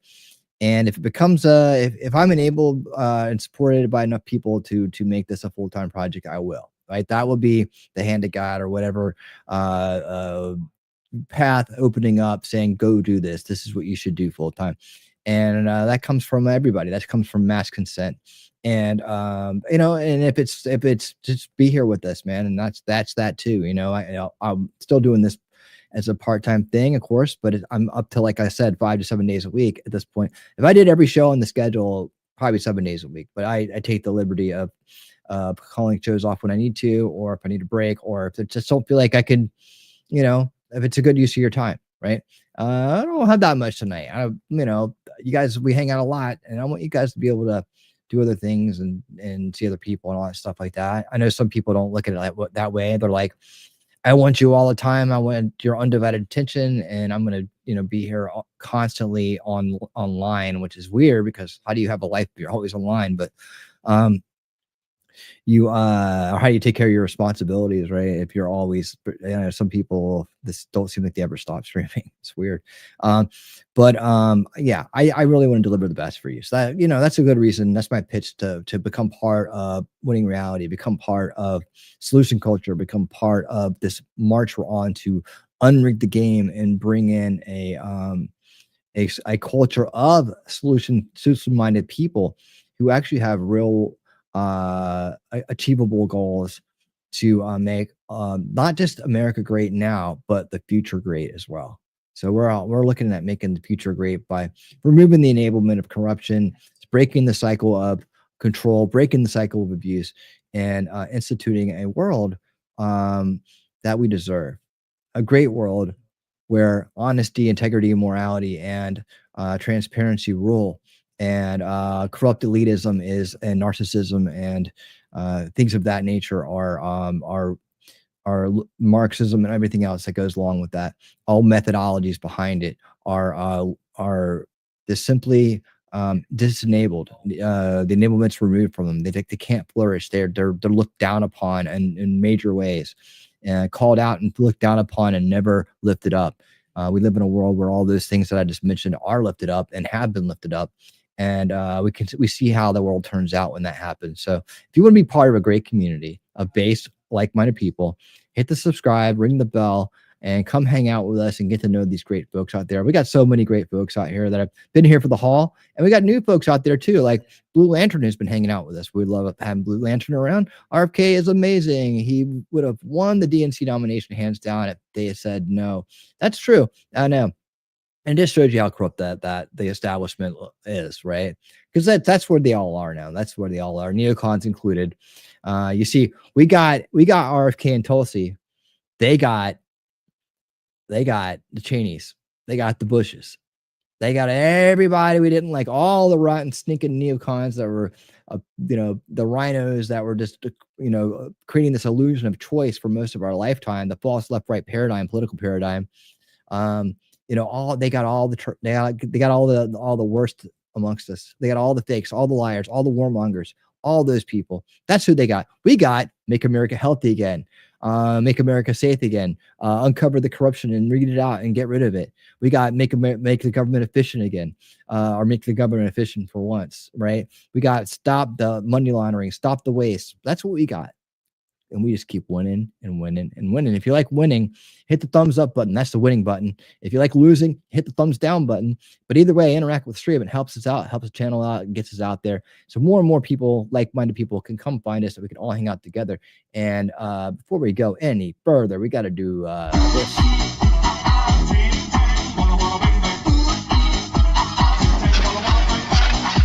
Oh my! Amazing Disgrace, you're sponsoring the stream tonight with your second $5 super chat of the night. Thank you so much. I'm feeling all inspired now. I have some money. Oh, you got it. You got it. You got it. Thank you so much for that. I appreciate it. Oh yeah. Well, we all know we're McCain. Andre Day, what's up? How you doing? I haven't said hi to you yet. How you been? How you been? Yeah, McConnell's going full McCain. Oh yeah. Oh yeah. The old mummy, the old rhino. The last of his kind, the dying breed. They ought to stuff him and put him in a museum as the last of the dying breed known as the neocon. He can go in the, you know, there next to Bill Kristol and all these other losers that are out there going out of business left and right. McConnell showed in his true colors today. Oh yeah. Cynthia, will accept any time that you wish to give unconditionally. I would listen to anything you have to say without judgment. Thank you so much, Cynthia. I appreciate that. All right. What else we got going on down here in the chat? I think I got some stuff on McConnell tonight making an ass out of himself. I'm pretty sure. We all win. We do all win. That's right. We all do. See, I use Brave browser. Luke Rodowski suggested it years ago, and I'm very happy with Brave. I have that. I've used that before too. You can actually get crypto Brave coin for using. You hook it up to your Coinbase account, and it goes right in. When you use it, you get some a little bit of crypto. And you know what? If you save it up long enough, you can take that Brave token. It's Brave token. You could take that and just move it into Bitcoin. So you just move it over. So you let it collect in maybe 6 months, a year. It depends on how much you use it. If you use it a lot, it'll accumulate faster, and it gets up to like $1 or $2 sometimes. So if you get like $10, $20 of it, you keep moving that over into Bitcoin or something that actually really grows and you can actually spend and use.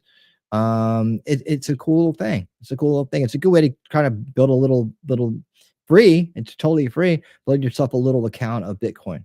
So yeah, not bad at all. Fitbit, Apple Watches are just Tamagotchis, except the stupid animals you're trying to keep alive is yourself.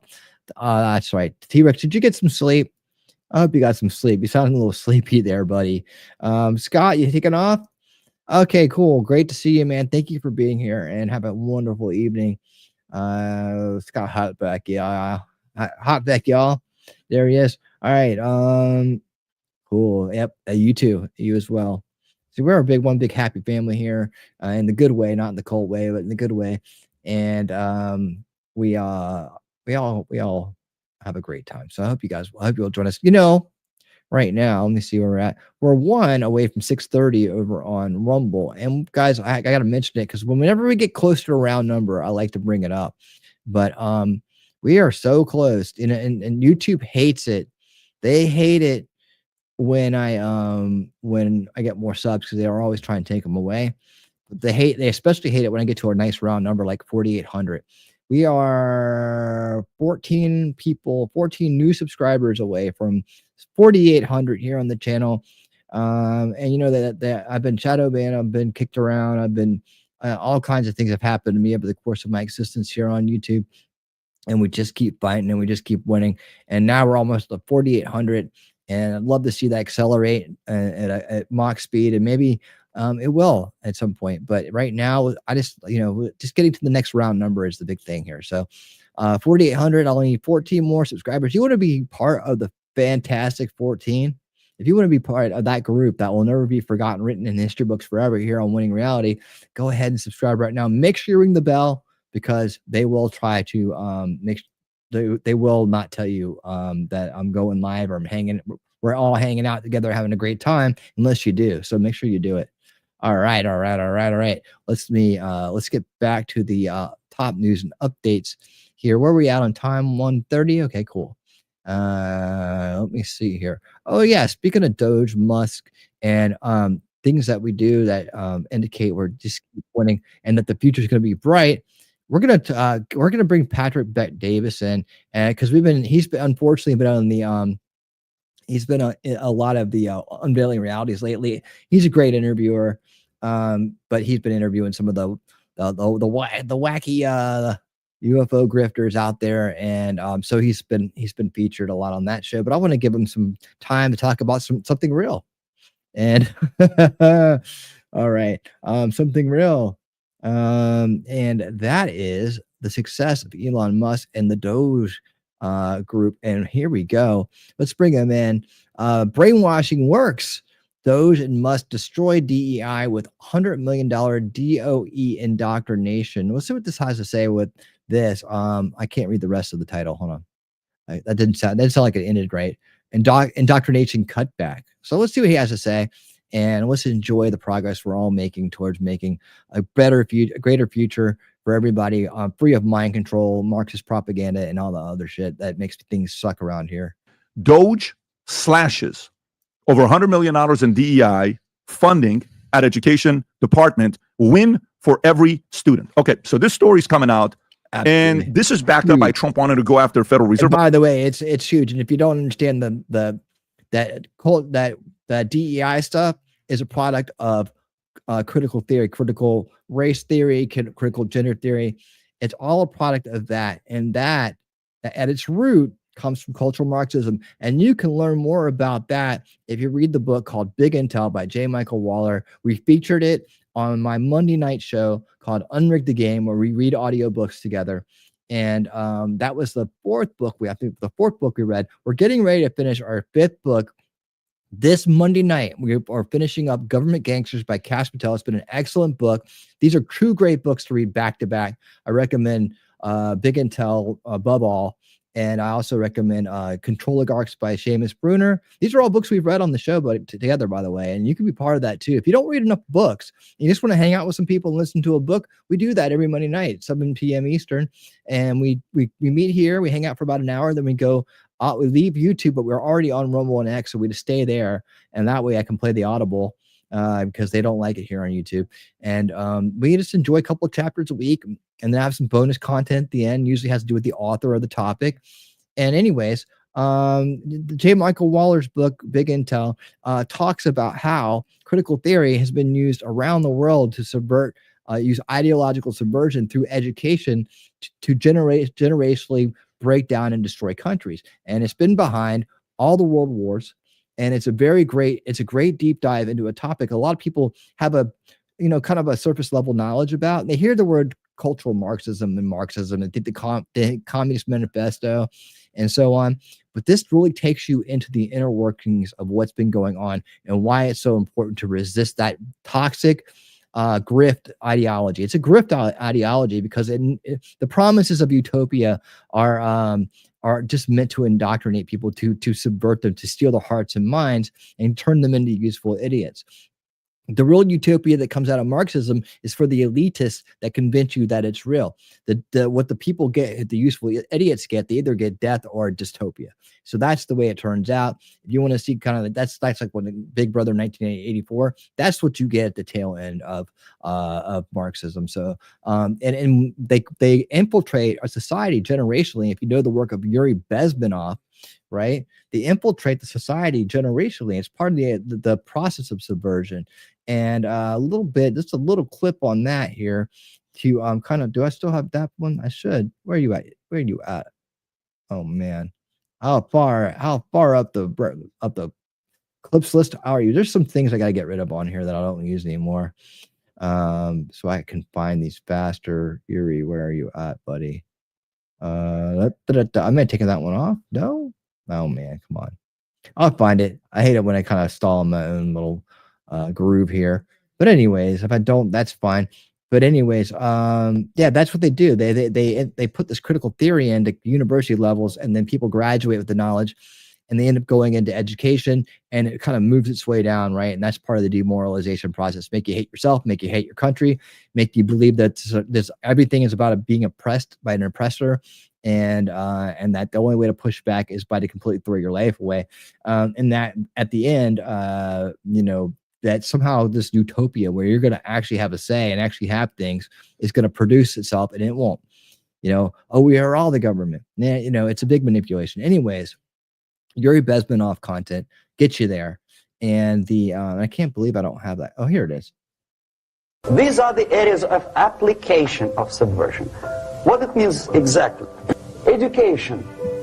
Distract them from learning something which is constructive, pragmatic, efficient. Instead of mathematics, physics, foreign languages, chemistry, teach them history of urban warfare, natural food, home economy, your sexuality, anything, as long as it takes you away. If you want to. Yep. As long as it takes you away. I need a better clip of that. I need some better Yuri clips. I keep saying that every time. But I am going to do that.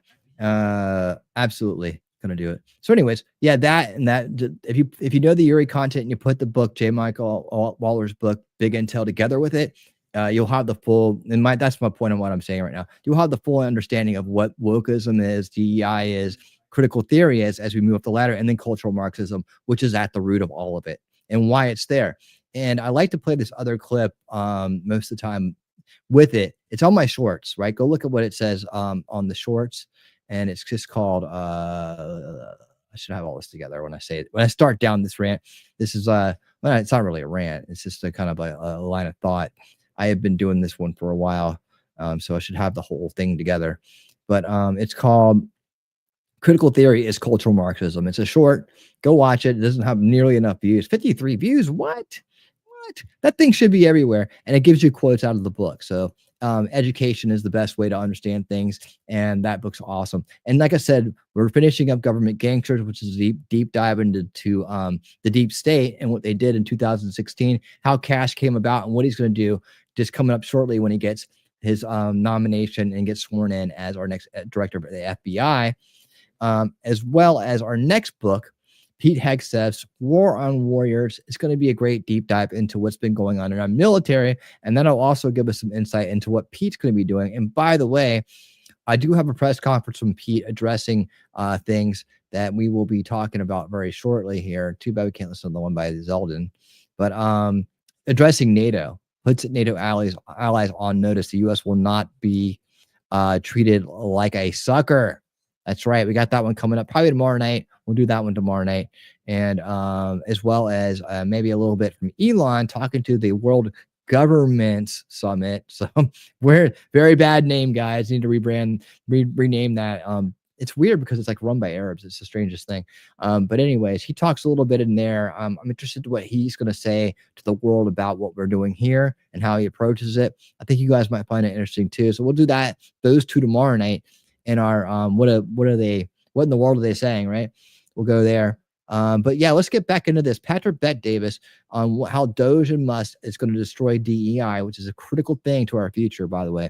We just have to make sure that we can prevent it from coming back later on when everybody's forgotten about it and sneaks back in with a different name, or somehow it gets back in.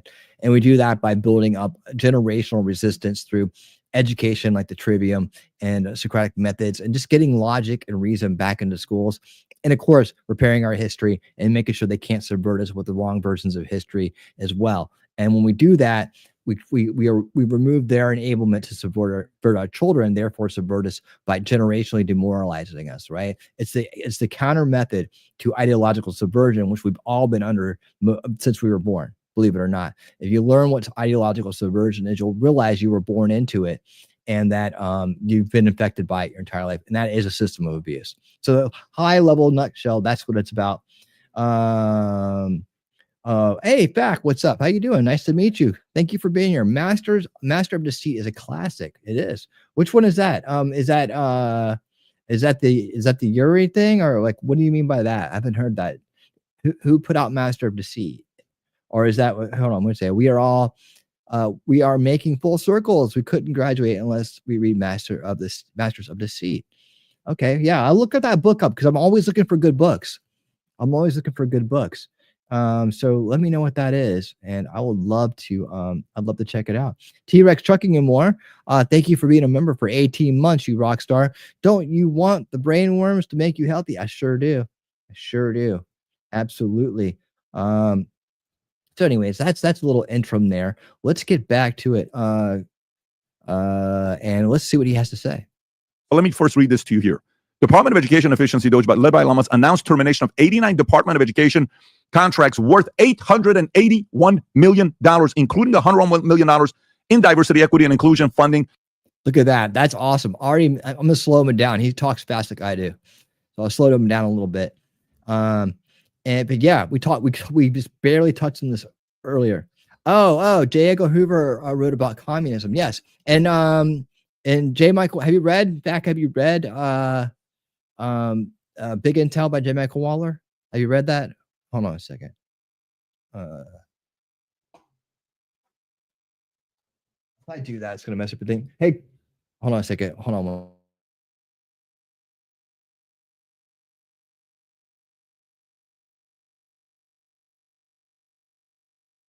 Okay, hold on. I'm gonna flash the book here in a second. Hold on. All right. Okay, yeah.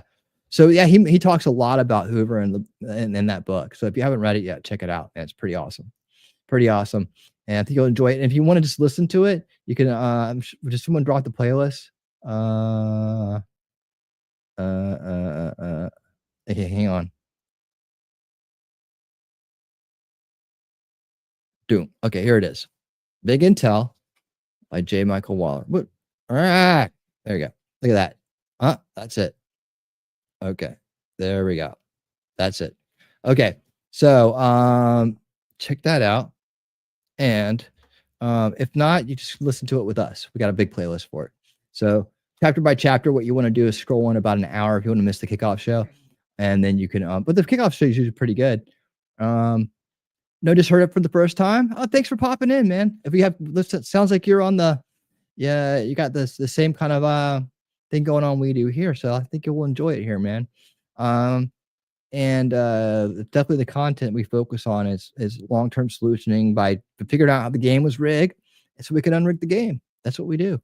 But yeah, that's a great book. You can get it on Amazon, or you can just listen to the playlist out there that we have. And like I said, go about an hour in if you want to skip the kickoff show.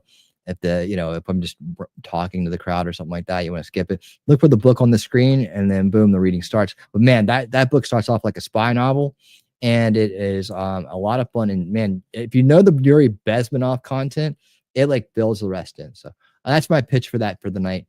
I hope you will enjoy it. There it is, right there. And it's over on Rumble because, like I said, we can't play it here on YouTube, or they'll just make the stream suck by slowing it down and trying to do all kinds of crazy stuff. All right, let's let Pat go ahead and finish here. The canceled DI training programs aim to help students understand and interrogate the complex histories involved in oppression and recognize areas of privilege and power. Musk reacted to the spending of stating your tax dollars were spent on this. Rob, do you have a clip on this, by the way? Is this it? This is, yes, Jesse Waters last night from Fox News kind of breaking down what they stripped from the Department of Education. Go ahead. Man. The whole government's being audited. The Department of Education's being actively dismantled. The Dozers are in the building on the 6th floor, canceling grants and contracts.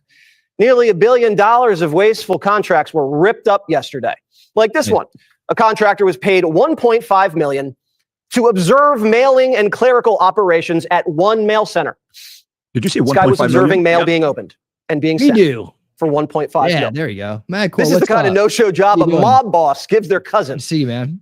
Doge also terminated 29 DEI training programs at the Department of Education, worth over $100 million. Right now, Rob, it's the same thing I'm reading. By the way, $1.5 million is $750 an hour is what you're making. Let me say that again. $750 an hour. They're paying somebody to watch others do what they're doing. If the math breaks. $750 an hour, man. You guys want that job? You guys want that job, man? $750 an hour? I'll take it. I'll watch you read.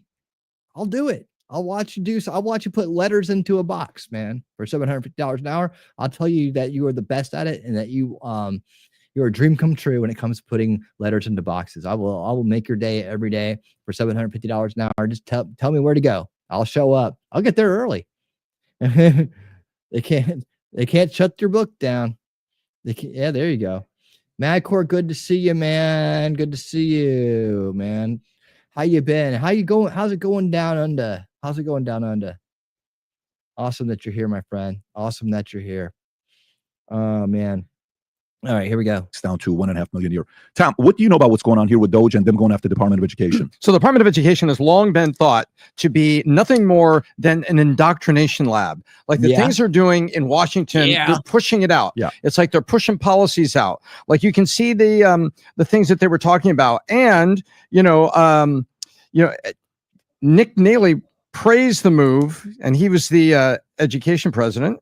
He says DEI was never about equity. It was about enforcing ideological things and institutionalizing them from the federal level down to the state. Shutting down the wasteful programs is a win for the student. So now, you would send your kids to school, and all of a sudden there's these saying, well, the federal government and therefore the school board is going to follow the federal government, and we're going to do this and we're going to do that. And all of a sudden those books would show up that you're upset about, and say, wait a minute, Sarah has 2 mommies and that's okay. And it's way worse than that.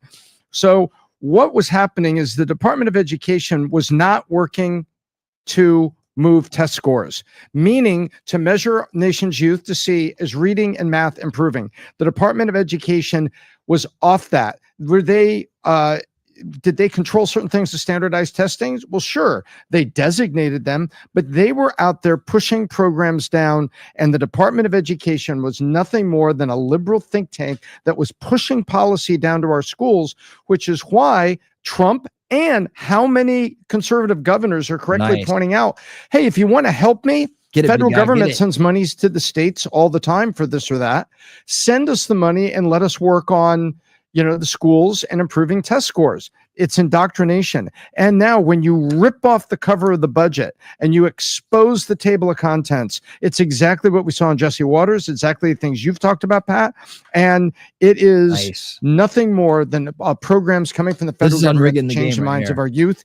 And guess what? It's not going to make a bit of difference in the education of them. Watch this here, folks, from the Hill. Students half a grade behind pre-pandemic levels in math, reading. This is study finds, okay? The 2025 Education Recovery Scorecard found that the average student in 2024 remained nearly half a grade level behind pre-pandemic achievement in math and reading. The study, which analyzed data from 8719 school districts across 43 states using National Assessment of Education Programs, NAEP, and the state results, reported that no state scored higher on NAEP assessment in 2024 than they did in 2019. That is insane. Not one state scored higher than they did in 2019, while 17% of students were in districts with mean math achievements above that of 2019. Only 6% of students in the districts where the scores have recovered in both subjects. Only 6% have recovered. The other 94 have not. The study revealed growing educational disparities, with highest income districts nearly 4 times more likely to have recovered in both subjects than the low income districts. The gap in math scores between high income and low income districts has grown by 11% since the start of the pandemic, while the gap between predominantly non-minority and predominantly minority districts has grown by 15%. So the Hill is not a conservative outlet. It's a liberal outlet. They're writing this. My feeling is the fact that they're trying to say, if they get rid of the Department of Education, this is even going to make it worse. That's what they're trying to claim, right? That's what they're trying to say. But even Bill Maher, when he was saying, I almost agree with everything Rahm Emanuel says, he says there's a reason why this doesn't work. Kids are not getting better grades because of this. So the fact that they're auditing them, getting deeper to see where the hell is this money going? How are we holding these guys accountable to do better job with our students? I think that's a good thing. Vinny, your thoughts? Yeah, there's a guy that told me to read this book called Outwitting the Devil by Napoleon Hill. His name is Patrick. You might know him. And one of the main things that the book, Pat, and you could attest to this, was that traditional education system suppresses independent thinking and creativity in schools. They teach kids to conform, memorize, and obey, then develop critical thinking and self-reliance. So he claimed, the education system is a tool to keep kids trapped. It keeps, and it doesn't surprise me that all this money and all this suppression, there was 2 things. It was religion, how religion keeps everybody separated, and it was a school system. And just to take a step back, as Tom reminded me, think about what Fauci did, what they did with the pandemic, and all the policies, Tom, that screwed over these same students. In public schools. So it's like, and again, this is just on top of the list, Pat, of all the other stuff where kids are the most neglected. There's a million of them missing from the border, 300,000 here, 200,000 here. They're the most neglected. But I think this type of situation is one of the best things, Pat, because they're exposing all these people for who they are. Yeah, but by the way, if your kid is over 12 years old, have them read Outwitting the Devil. 1000%. I had my son read Outwitting the Devil. Now my second son is reading Outwitting the Devil, and he's 11 years old. He's going to go through this book as well. It gives them the ability to think for themselves without being brainwashed. Yep. That's really what it is, because there's a lot of brainwashing going on. Rob, how heated would you say the debate was yesterday about folks being brainwashed? And he says, I cannot believe you would think that 2/3 of Iranian people would be brainwashed to turn against the Shah. And I'm like, what? What are you talking about? Brainwashing works. I asked him a question. I said, let me ask you a question. Well, brainwashing, mind control, brainwashing kind of sets up mind control, doesn't it? Yeah. You sound like somebody that probably believed. And by the way, the person I'm talking about is Mohsen Sazegaro, who was the former founder. He was the founder of the IR. With the brainwashing, mind control, indoctrination, right? Indoctrination is start to finish, beginning to end, right?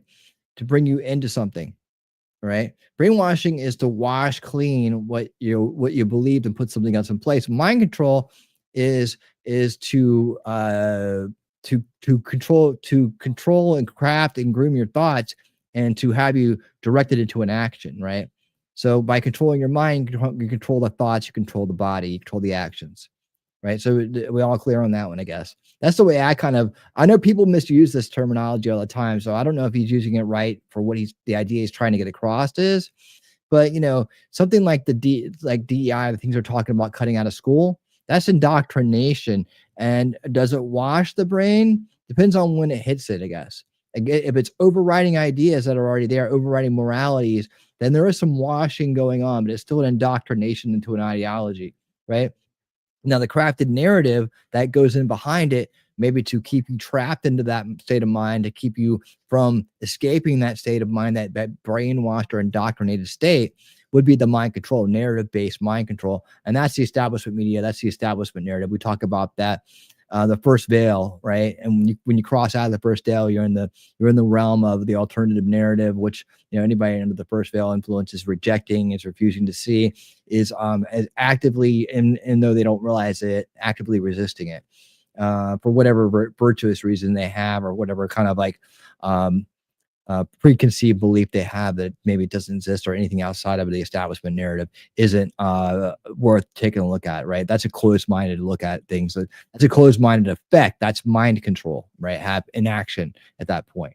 So just to kind of clarify that, I love when people start using these words so I can get my little 2 cents in about it, but that's how I see it. I mean, if anybody sees it differently, let me know how you think about those terms, and let's talk about it. RGC, the Islamic Revolutionary Guard Corps, was here yesterday for a 2.5-hour podcast. Never done this before. I said, let me ask you a question. I said, you claim brainwashing doesn't work. No, you can't brainwash more than half the populace. I said, really? Did you believe in the Russia collusion, that Trump was tied to it? He couldn't answer for 3 seconds.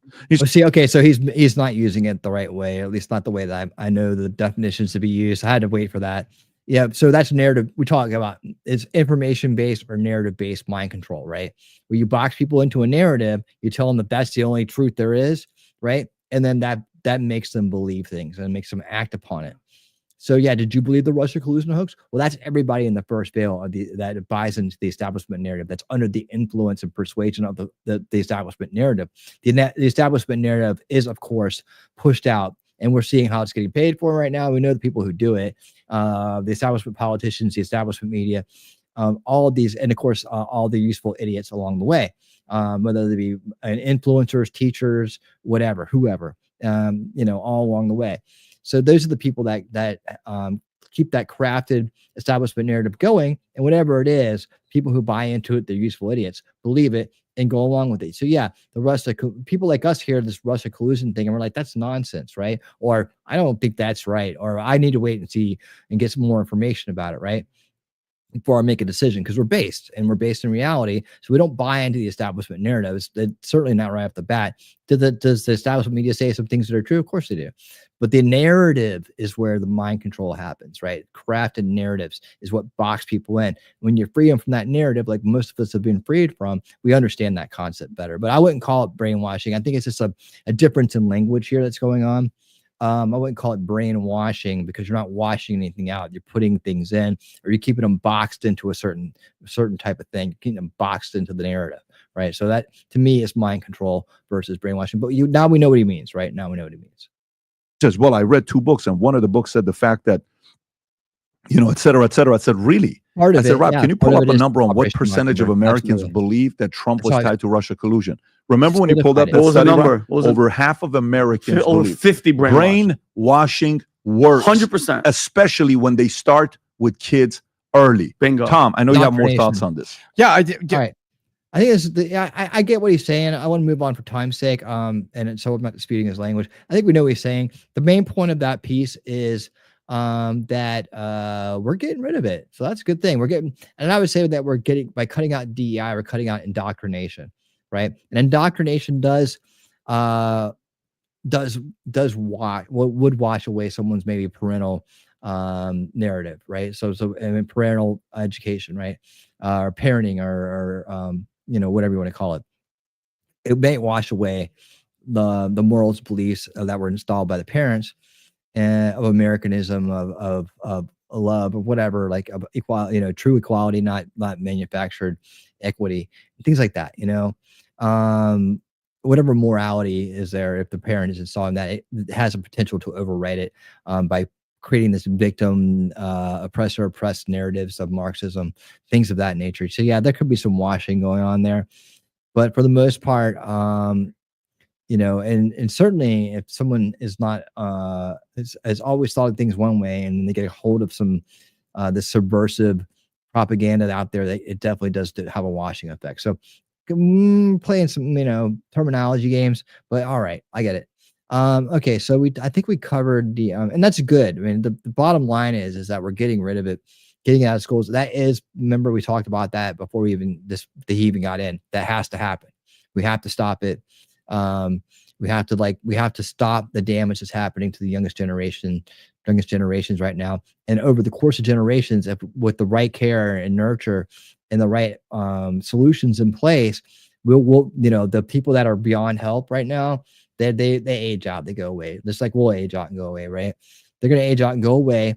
And what we want to have left over in like 2-3 generations down the road, 4 generations down the road, when they're in charge, let's say our kids or our grandkids are in charge, is a whole different take on things, where cultural Marxism and ideological subversion isn't going on anymore, right? And that, again, I go back to some of the stuff that we've already studied and researched here on the channel. And in J. Michael Waller's book, Big Intel, talks about how the reason we stopped fighting it in the first place is because the critical theory had gotten into universities and had taken hold, and that the rising class, the new intelligence officers and people that would eventually be in power, were already subverted by it. Their hearts and minds had already been won over to this oppressive thing, and so they just cut it out. They said, "Oh, that's just a Red Scare. Oh, that's just that." They said they overwhelmed it, and then it was able to prosper. And so we have to understand that's a cause and effect, right? To stop that cause and effect loop, we have to go to the root. We have to go to the root cause issue and implement root cause solutions.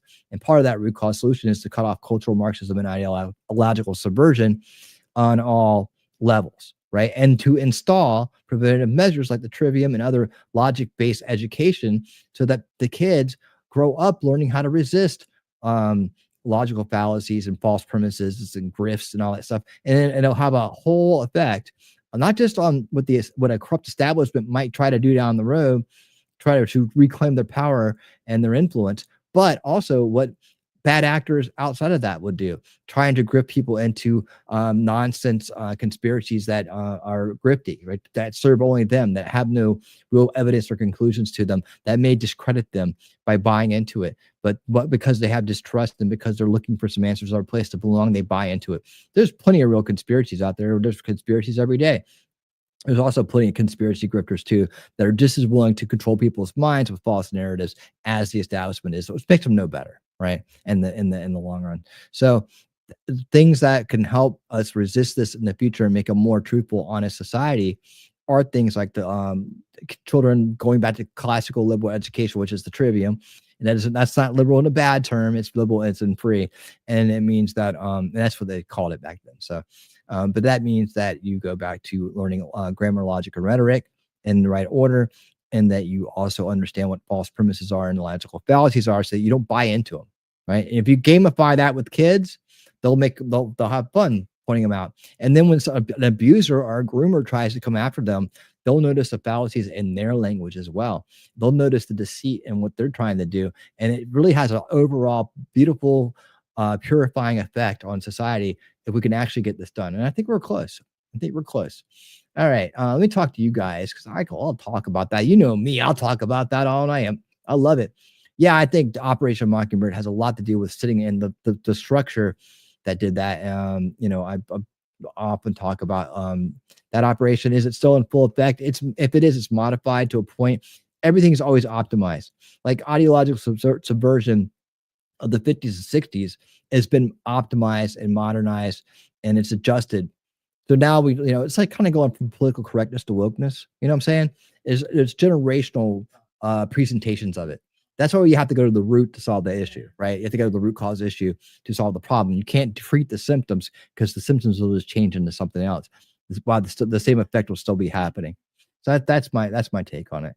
anyways, they're trying to influence us since the beginning of Hollywood. Oh man, that's another place that's getting cleaned up as well. We'll go woke, go broke, and they're doing it to themselves because they're not very smart out there.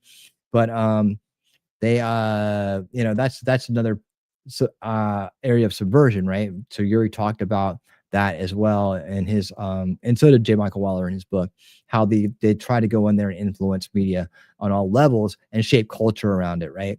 And so you think about this rap, a lot is coming up about rap music, and I've been saying for a long time that rap music is very and the art of rapping, the art of good rap music, cool, whatever. I'm an ex-musician, I get it. You do you, right?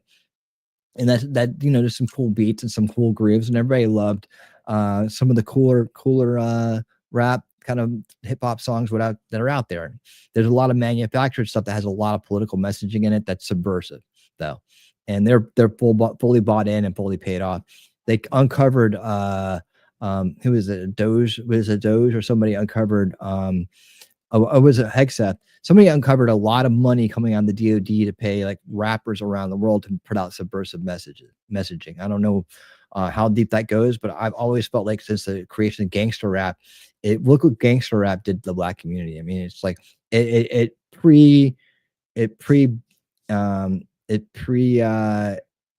dispositioned an entire generation to become prisoners, to commit crimes, and that was glory. That was beautiful. To become self-interested and driven by profit, to have no care about other people's lives and no empathy towards life itself.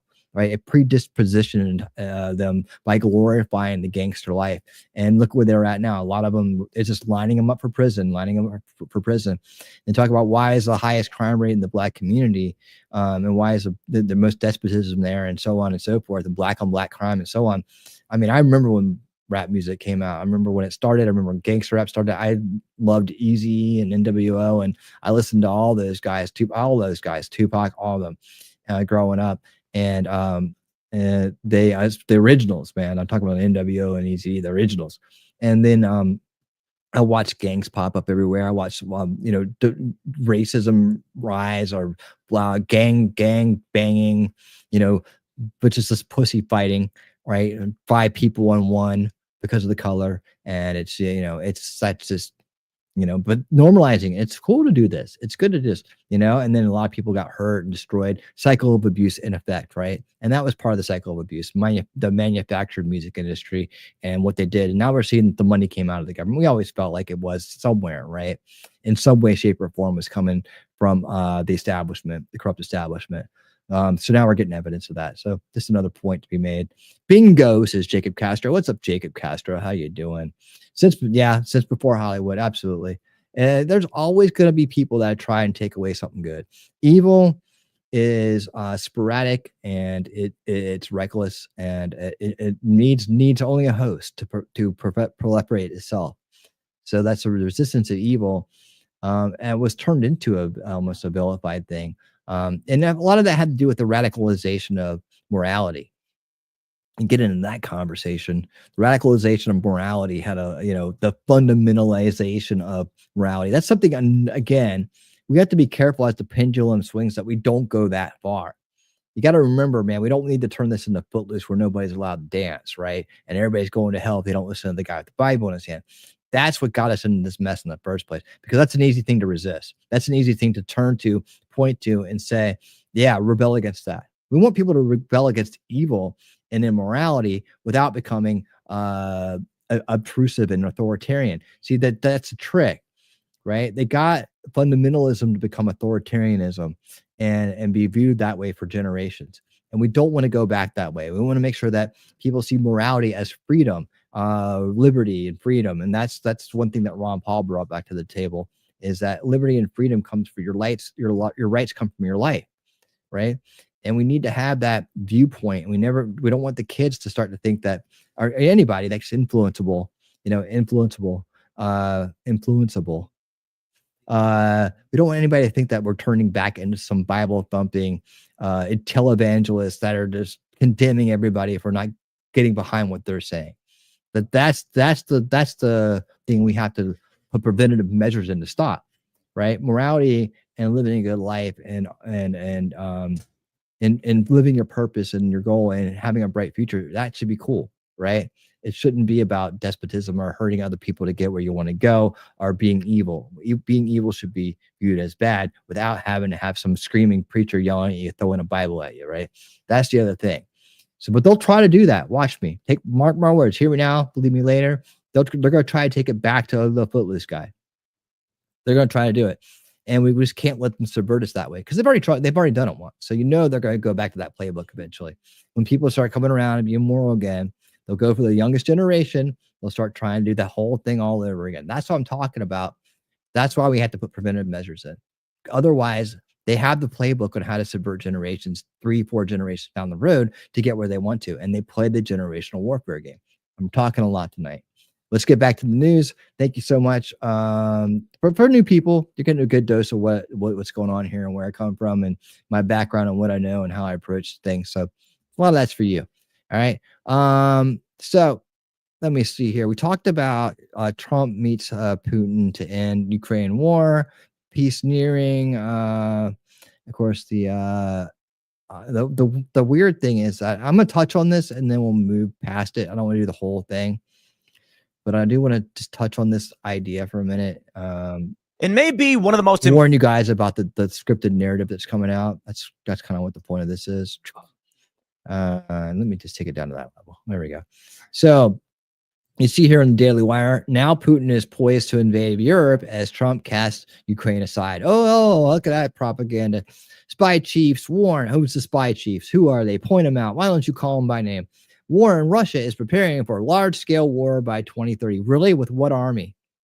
Them and what army? Them and what army, right? They're broke, they're depleted, and they're beating the hell out of right now. What army are they going to do that with? With president's peace talks compared to Chamberlain appeasing Hitler. Oh my goodness. Can we just stop with that already?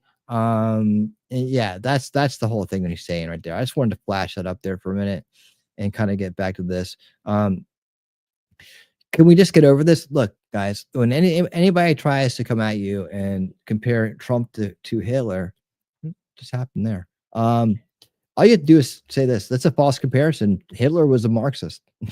I mean, and the Marxist left-right paradigm, people don't see it. They just attribute it to they think everything, when you say left and right, they always think it's a definite, it's like, that's it. It's just left and right. Well, left and right has meaning, right? If you're talking about political left and right, you might be political party left and right. You're talking about Democrat and Republican in those terms, right? So those are still, it's pretty much there, because in that terminology, it's how much government are you willing to tolerate? Okay, so where the far left would want full government, political far left went full government, everybody a full authoritarian government. The far right would be like hardly any constitutional government, and that's that paradigm, right? That often gets overwritten by the fact that there is this underlying, because we have subversion in this country, because Marxism has planted its ugly talons into us, right? And planted its ugly talons into us, has made a place for itself here. We have this underlying paradigm called the Marxist left-right paradigm. And on the left, the far left of the Marxist paradigm, you have the free Palestine people. On the far right side of the Marxist paradigm, you have the Patriot Front Nazi people, right? The white nationalists, whatever, that often get mixed in with MAGA, which they're no part of. They didn't vote for that. And the free Palestine people, they didn't vote for the Democrats. And that's what most people don't realize is going on here, because they don't acknowledge the fact that Marxism has taken roots here. But the more sophisticated people understand this underlying paradigm, right? And so when the Democrat useful idiots, the establishment useful idiots, try to say Hitler and Trump, they're trying to use an archetype of evil and compare it to Trump in order to subvert their own useful idiots, right? To keep them entrapped in this cycle of hate, this cycle of abuse. And so they're not sophisticated enough to realize that Hitler was a Marxist, because they say, well, he's far right. How can he be a Marxist? And, it doesn't make any sense, though. What you talk about, Stalin and them, they were Marxists. Yeah, they were both Marxists. They're just left and right Marxists. That there's a thing. But the truth is, the real paradigm, as people here know already, that have been here for a while, The real paradigm is the establishment versus the rest of us, right? And if you are awake and aware and resisting the corrupt establishment, you are the anti-establishment. Welcome home. You're here. You found your family, and we are all together. That's what the real paradigm is. And then in every case, the corrupt establishment of power versus the rest of us. And we have to be awake, aware, and resisting it, or it will take over, as was what has happened to us over the course of several generations now. And now we are at the top of that battle, and we are fighting back. So there's the other high-level explanation of that philosophy here. And of course, the prime motto we go by here is that we'd rather know the truth than be right. And now you got the whole story. Now you know everything about winning reality you need to know, right? There you go. All right, so let's move on to our next story here. Where is the McConnell thing? I want to kick his ass for a minute. There we go. Is this a good one to go with? Let me try. Let's try this one. One of our favorite. Oh, okay. Hold on. It's lagging just a bit for me. One of our favorite creators on the channel here is Black Conservative Perspective. He's an awesome dude. Does great work. Greg Foreman, y'all. Let's hear what he has to say about this. I've done every morning for the past 20 years is to get on my knees and pray to God that he would put me in a position to end the chronic disease epidemic and to help America's children. Say you're pro-vaccine. Just want to ask some questions. And yet the organization is making money selling a child's product to parents for $26, which casts fundamental doubt on your usefulness. A few moments later. By a 52-48 vote, Robert F. Kennedy Jr. has been confirmed, Jose, as the next Secretary of Health and Human Services for the Trump administration. The sole no vote from the Republican conference was Mitch McConnell, the former Senate Majority Leader, whose no votes now on Pete Hegseth, as well as Tulsi Gabbard and Robert F. Kennedy Jr. clearly having little sway or influence over the other colleagues that he once served as Senate Majority Leader, really taking the upper hand on votes like this. But what we have seen him do now on 3 particular votes is vote no. At the same time, he was unable to get any other Republican senators, from Bill Cassidy to Lisa Murkowski to Susan Collins, to vote no as well. And so Robert F. Kennedy Jr., who is not a trained health expert, who is going to be ahead of these 13 health agencies, really in a remarkable fashion, from Democratic presidential candidate to independent presidential candidate to endorser of Donald Trump, somebody who says that he intends to make America healthy again, has been a longtime vaccine skeptic, who has sought to use his organizations to remove vaccines from the market, yet also has called attention to issues of obesity and the various ingredients that are American food and drink products. He is somebody who has galvanized a coalition and a following across the country of individuals that may consider themselves liberals, others conservatives, and was able to put together in the Senate a Republican conference that ultimately backed his confirmation. No Democrats voting to confirm him. Boy. So we got to talk about Mitch McConnell, who is currently fuming again over the fact that he is now, what I believe, 0 for 3. Now, somebody correct me if I'm wrong, but Mitch McConnell voted against Pete Hegseth. Pete Hegseth got confirmed. He voted against Tulsi Gabbard. Tulsi Gabbard got confirmed. And he voted against RFK. And RFK got confirmed. I want to begin by thanking President Trump for giving me this extraordinary opportunity. 20 years, I've gotten up every morning on my knees and prayed that God would put me in a position where I can end the childhood chronic disease epidemic in this country. On August 23rd of last year, God sent me President Trump, and he gave me...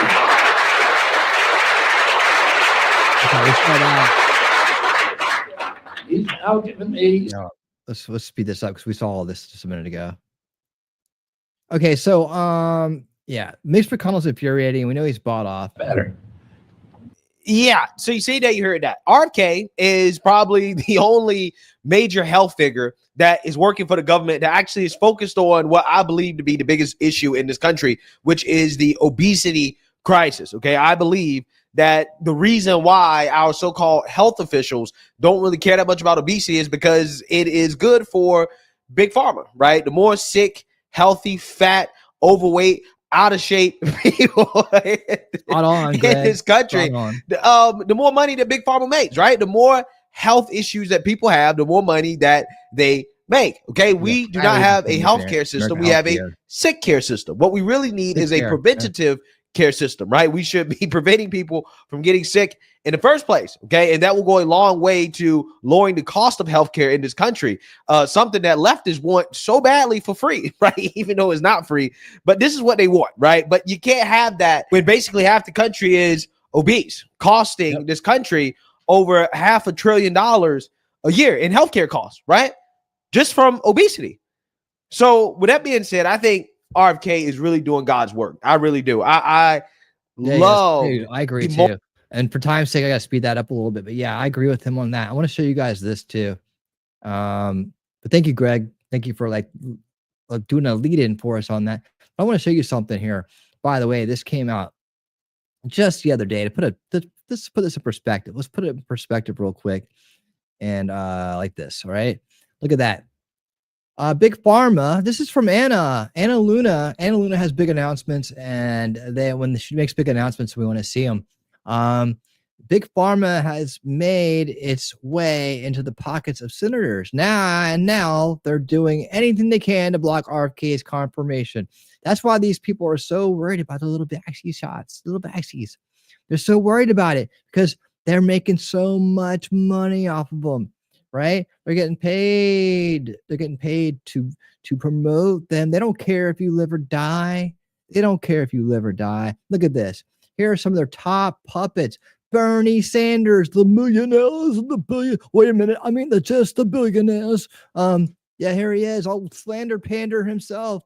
$1.9 million. That's just from this, right? Oh, there's the woman who's culturally appropriating Native Americans and has taken money and opportunity from them and never paid it back.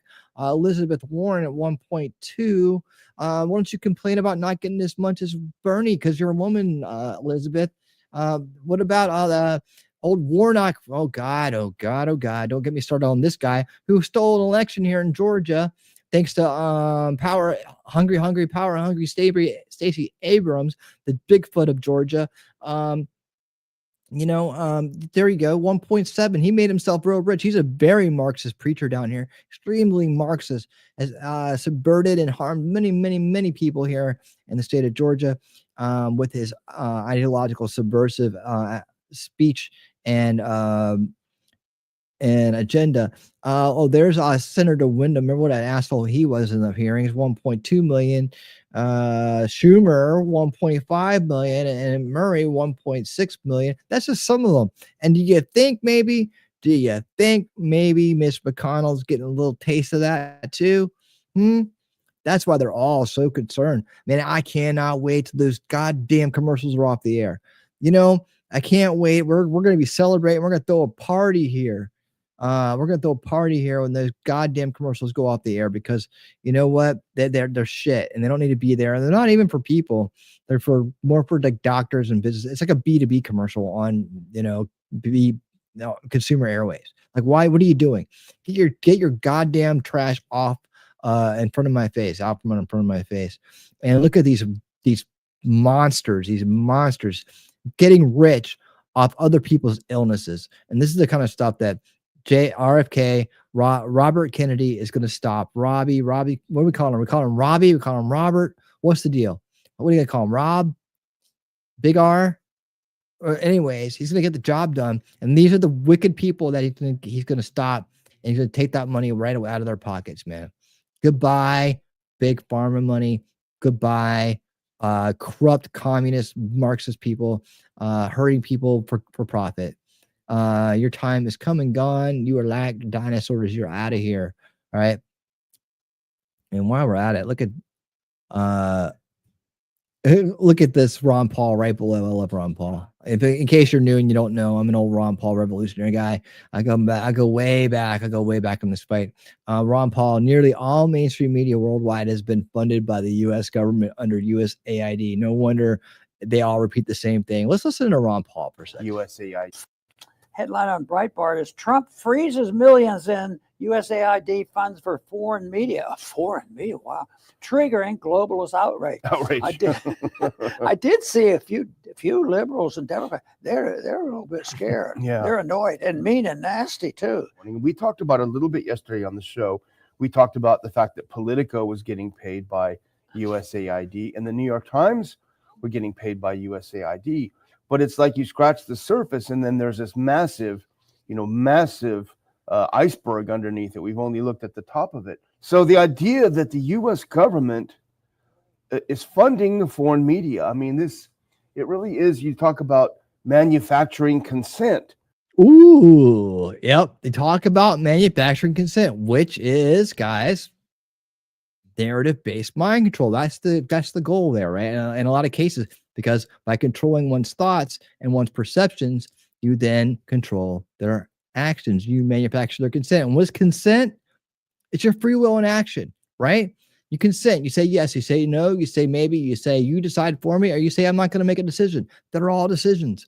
That's all your free will. Every single thing I just named is your free will in action. That is your consent, right? Your consent, your vote is your consent. So when you consent to leadership, you're putting your free will behind that leadership. And therefore, the actions that they take on your behalf, you share in the benefits and the consequences. So if they're good, you'll be sharing in the benefits of these good actions and these good energy. If they're bad or evil, you'll be sharing in the consequences of their evil. That's the way it works. That's why evil can persist too, especially at the highest levels of leadership, is because they parse out all of the consequences onto everybody that consents to them. Now, this is outer veil stuff. This is next step stuff. But this is the way that I've learned how to understand it, and why the most lucrative and the most sought after thing on the planet isn't money and wealth and power. It's consent, because through consent, you gain power, money, and wealth, right?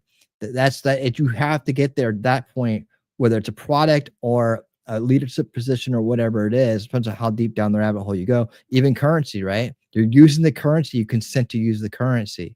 It's like, so when you look at the world through a filter of consent and free will, you start to see where the real power is. And so what are they really after when they manufacture your consent, right? When they keep you boxed into a narrative-based mind control system, they're after your free will. That's the big secret, right? That's what's at the bottom of the rabbit hole there. So let's let them continue. This is what the U.S. government does. It manufactures consent. It pays all the foreign media to say what it wants it to say. And then it tells Americans, look, the BBC is saying it, the Times is saying it, whatever. So go to the next one. There's actually some numbers on this, and this is from the article. American taxpayers are no longer subsidizing foreign media once funded by the U.S. Agency for International Development, prompting left-wing concern for the political impact on global journalism and democracy. Now look at some of these numbers, Dr. Paul. President Donald Trump put a 90-day hold on all USAID's foreign aid this week, which subsequently cut $268 million from media outlets in more than 30 countries, according to the agency's 25 foreign budget, reported by Reporters Without Borders. USAID's 2023 fact sheet taken offline due to the hold boasted that the agency supported 6,200 journalists, 707 news outlets, 279 media sector civil society organizations, i.e. NGOs, the Columbia Journalism Review reported. So what does this do, Dr. Paul, overseas with thousands and thousands on the U.S. payroll?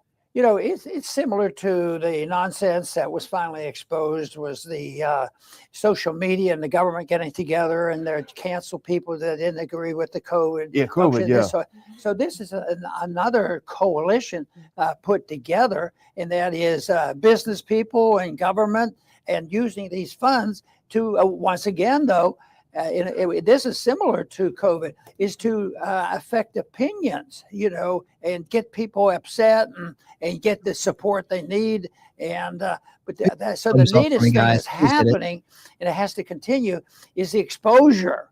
Well, when we've been talking since 2014, really, about the Maidan coup in Ukraine, and whenever we point out the involvement of the U.S. government in it, they say, oh, you're just using Russian talking points.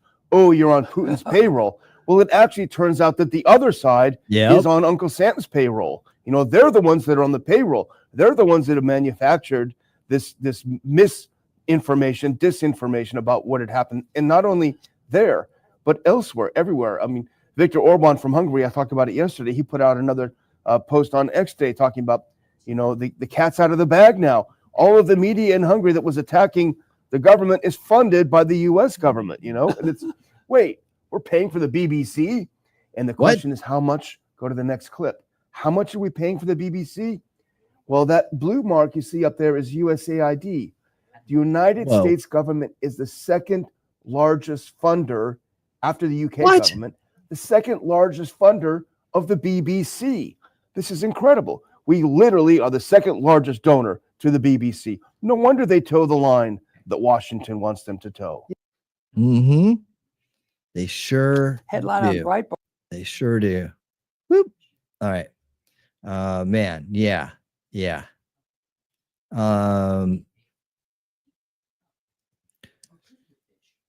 it's all coming out. I mean, hey, look, you know, those of us who have been saying it for a long time. It's just the days come. We knew it would, man. Hey guys, if you're out there, please hit the thumbs up button. Let's say right there. Yeah. Does that help? Does that help you remember? And remember, if you're going to subscribe, to hit the bell, because they'll shadow ban the truth here, and that's what we do. So make sure you do that so you can be part of this awesome base crowd, the most base crowd on the internet. The people here that are part of the solution, the real part of the solution, they're all right here. And we want you to be here with us as well. And remember, when you're here, to always listen to the wolf. He knows what he's talking about. I swear. I've been hanging out with this guy for a long time. He knows what he's talking about. All right. And thank you so much. Yeah, we got we're almost up to wow, it's a great night tonight, man. We're almost up to 680 views tonight, man. We gotta get those thumbs up. I know we can do that. We can get that. We can break records. We can break records all over the place. Let's go. And by the way, I do a nightly show. Sometimes it's this show, sometimes it's our Unread the Game show on Monday, sometimes it's our Unveiling Reality show on Wednesdays. But I probably most likely will be doing a short show tomorrow night, or at least perhaps maybe doing that with a couple of great speeches and press conferences from Hegseth and Elon, as well as some other top news from the days. We'll see what pops out tomorrow night. You just never know. But we might do one. We'll do one probably. The show runs 3 nights a week. That's Tuesday, Thursday, and Friday. Wednesdays on Unveiling Reality, which is more like rabbit hole-y kind of stuff. And seeing through the veils of perception and through subversion and things like that. It's the drill down show, right? It's a drill down show. Right now we're on the UFO alien rabbit hole, degrifting the biggest scripters out there that are trying to abuse people with their takes, and we're trying to shine some light on that, as well as help people see what the real truth is about these things. Right? We're curious too. We like this. We like that kind of stuff too. And then Monday night is reading audiobooks. We're finishing up Cash Patel's Government Gangsters, and we're moving on to Pete Hegseth's War on Warriors. So join it, read some books with us. We're going on our 6th book, and it's a lot of fun to read. I can say we can all say that we've read 5 books together so far, which is awesome, really awesome. Saturday night, winning Saturday night, so kick back, lay back, just hang out, do whatever show. Usually do the good news of the week. I do a segment called Cool Things, where I go in, I find really cool things to show you. A lot of it has to do with upcoming technologies and we do like flying cars and things like that. But also things in outer space, like this really cool things are like kind of like, really, I got some stuff coming up like, Mars missions and things like that. It just depends, gotta find something really cool and we'll talk about it. It's a cool thing. And then we have like funny videos and we kind of chill. We listen to some music here and there. I got music from my day with my new band Winsu. And I've redone all my old songs through them. And also my house band Widespread Panic. So if you'd love to hear the greatest guitar player alive and playing and one of the best of all time, and Jimmy Herring, you can always catch him on Saturday night with me. Okay, so that's that. And then Sundays, we do Old School Watch Party Sundays, which is like a documentary and a movie, or we might be moving another offshoot of Unveiling Reality, our Outer Veil series, to Sunday nights for some episodes. I'm still working on that, but Sunday nights, that's me and T3 talking trash to truth. We do that show together, so come check that out as well. That starts here and then it ends up on Rumble, just like Unrigged the Game. So on Mondays, that's the rundown of the channel, since so many people are stopping in tonight, maybe for the first time, and want to know what you're getting into. You're getting into a very base, cool thing with lots of shows every night. So basically, it's well worth it to subscribe. I put a lot of effort into it, and that's for your enjoyment, and that's for you to make sure that I show you that I appreciate your time and that I value your time and that I don't waste it. I try to give you the best experience possible. And on we go. All right, everybody's doing good over there in Rumble. Is checking in. All right, let's move on to the next piece we have here, and then we're going to go over to Trump's executive order press conference, the most recent one. I think we might be there. I have some other things I want to show you real quick. I do. Here we go. I'm gonna have to minimize that to see where I'm at. Okay, get rid of that. Pull this up, and I like to talk about what I'm doing. Very transparent here. Okay, this is funny. I'm gonna only play a second of this. This is funny though. I love the title. Of all the people to break down why it is Donald Trump won, just read the title. I'm surprised that Seth Rogen actually has a good point. Seth Rogen explains Trump victory by saying people got sick of effing hippies doing acid in the streets. And I thought that was funny. I just wanted to read the headline to you. It's not absolutely literal, but he's not completely wrong. You see, one of the big issues was that you had far leftists rampaging through the streets, smashing windows. You had these pride events where people were engaged in overt, obscene activities in public. And we even had some of this stuff in West Virginia.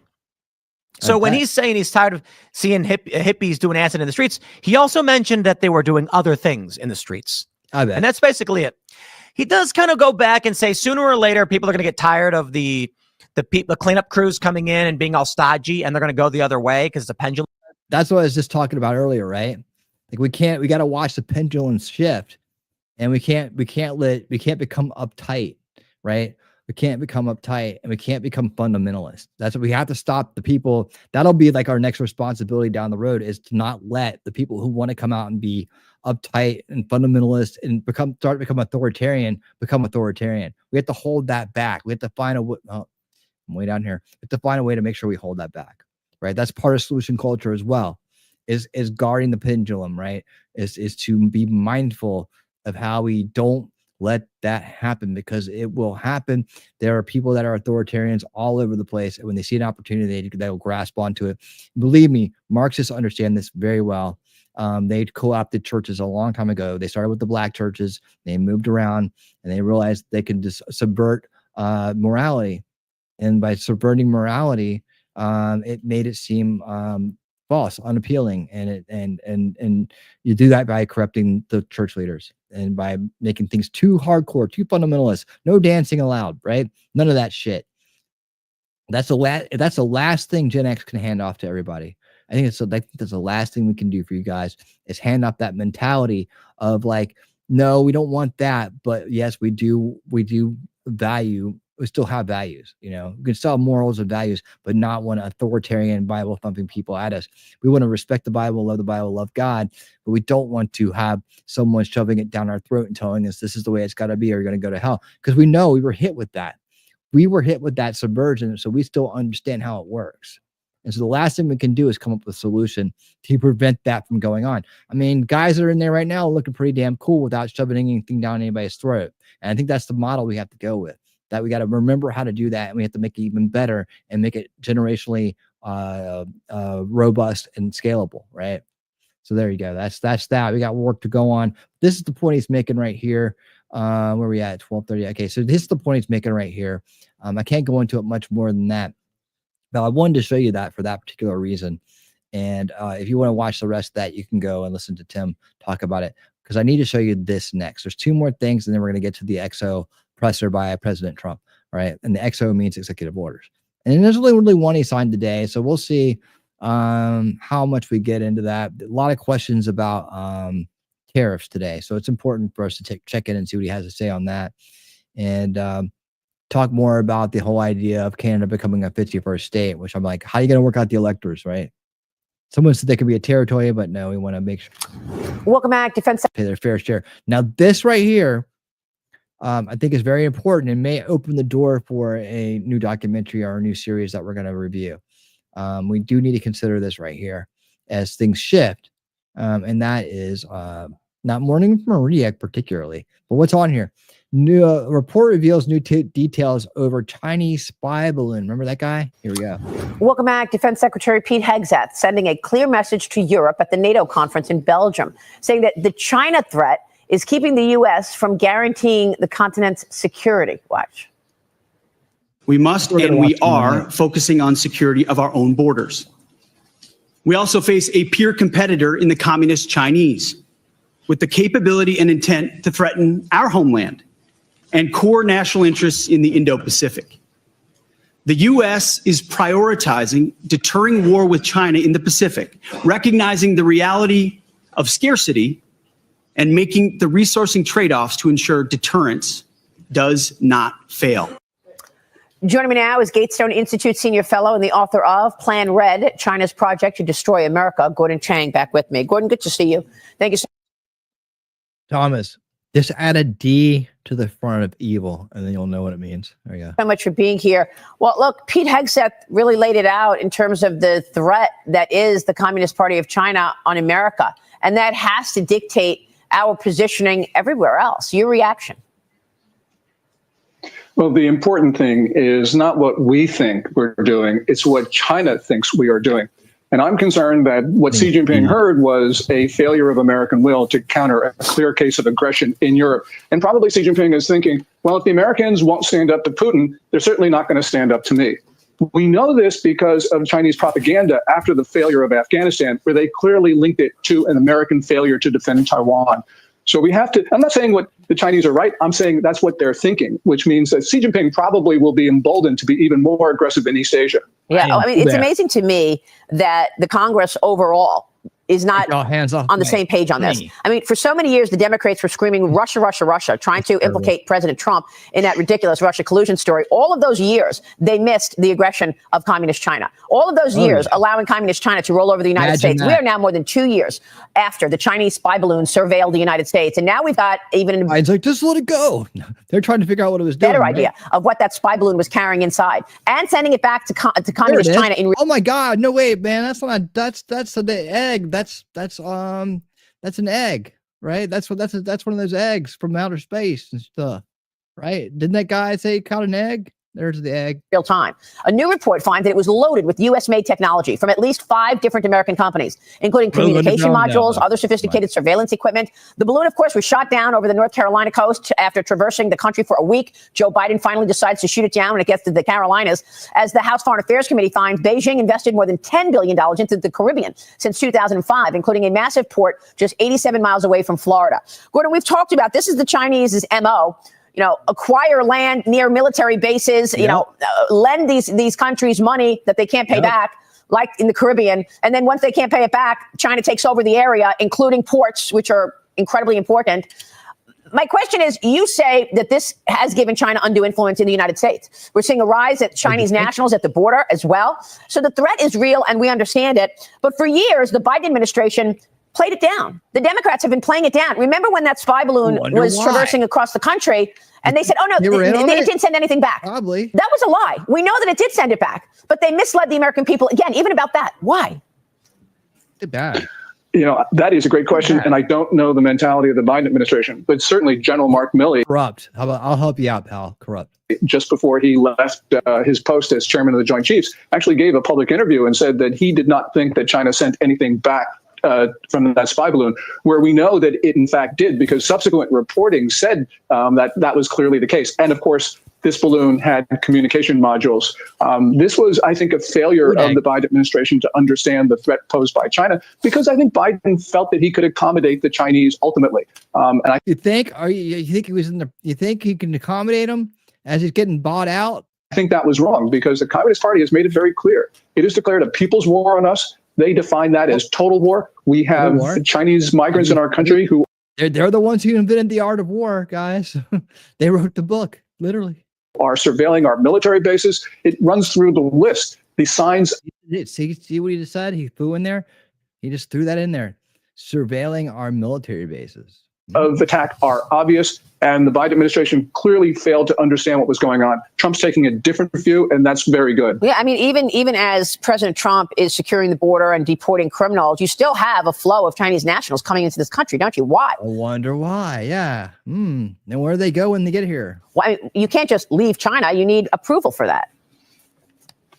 Yeah, if we go back 2 years, the Chinese migrants coming across our border, southern border, were family groups. In other words, people who were desperate to live in a free society. Now, U.S. Border Patrol reports that at least 2/3 of the Chinese migrants across the southern border are single males, military age, traveling without family members. They're coming in packs of 4 to 15. And in those packs, some of them just have all identical kit, which indicates planning for an attack. And this is.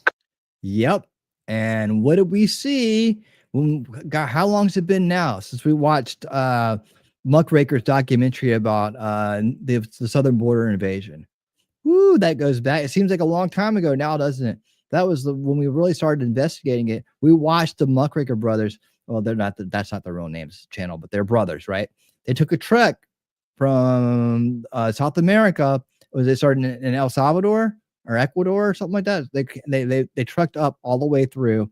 They went across the Darien Gap, right? And they got all the way to the southern border, right across the border from where SpaceX is actually. And they were abducted by drug cartels.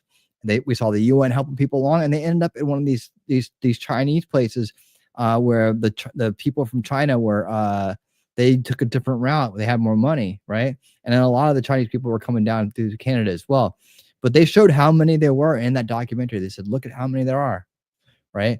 They we were looking at it going, what are they up to, right? About the time that came out is when Dr. Phil had his interview with President Trump and pointed out to President Trump, China's buying land next to all of our military bases. And then we were finding out a lot of these guys that were coming across, and we saw what they looked like, military age, just like he's talking about, single guys, right? Single guys coming across.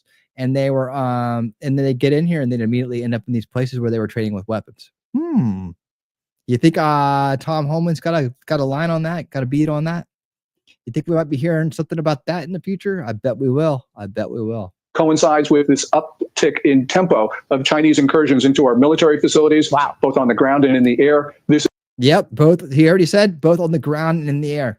Remember the guy that got caught near the Space Force base flying a drone, and people are like, well, it could have been this or that, right? And then all the things about the incursions over top of our military bases. One of the things I pointed out, we never could prove it. We never got any definitive proof on it yet. One of the first things I pointed out was the fact that they were buying land and those immigrants were coming into our country, right? And they could be gathering intelligence right next door. And so, well, we don't know where they go. They disappear. They go out in the water somewhere, right? No, they could just go next door to the land next door and disappear there. Just turn the lights off and boop, drop, right? And you have all kinds of people doing that. And what happens? Some Chinese national gets caught trying to take surveillance footage back to China right after they took it, right? That was the one thing we heard about them getting caught. And maybe they get caught all the time. We don't know. And we don't know where these guys come from. We don't know what they do. Well, they could ship parts over, right? Send guys over that know how to assemble them, right? And they could be assembling their own drone tech right here next door to our own military bases, and then fly over top of the military bases, send signals up the satellites, right? And then disappear. That could explain everything, couldn't it? It really could. A little bit hard to explain Tidewater area. I don't know how much over those bases they could actually get their hands on. But some of the other more rural areas, yeah, like they do. I'd be interested to see how much they got near Tidewater. Like that's Tidewater's like Norfolk, Virginia Beach, Chesapeake, all those areas where there's naval bases, right? And naval bases, all the branches of the military there. Well, traditional branches are there. So again, still on the table for discussion, right? Still on the table for thought and for investigation are these incursions over our military bases actually coming from China, but from within our borders, right? The pieces line up, but we just don't have the hard evidence quite yet. Not enough of it to say that's what it is. But maybe we'll get some transparency. Maybe they don't want China to know they're getting away with it. Maybe, I don't know. I think China would know if they were. But I think maybe they stop when all of a sudden they round up all these Chinese illegal aliens that are here that shouldn't be here. Maybe they stop then, and that's another way to kind of, we wouldn't exactly be able to prove it, but we'd be close to saying that might be what it is, right? Is looking at our vulnerabilities, seeing our patterns, planning for an assault on our bases. That's unbelievable. And to see that they all have the same kits, that's also incredible. I didn't know that. Look, Gordon, you have a new op-ed for The Hill. It's about China's 15% tariff on American natural gas. You say another thing is they get the kits from the UN stations there too. So I don't know what kit he's talking about, but the UN stations are giving out similar things. So if they're all going to one UN station and they're all getting handed something, right? Now you got the UN involved, you got NGOs involved, right? More corruption, more real conspiracy. See, conspiracies exist. Real conspiracies exist. We're talking about one right now. Real conspiracy and real collusion with the globalist entities, NGOs, and so on. So back to it. It could undermine the U.S.'s ability to sell the much-needed energy exports to the rest of the world. Yes. I mean, that's what people are saying, that the United States won't make long-term commitments to build LNG export facilities because they don't have Chinese contracts. I don't think that is right.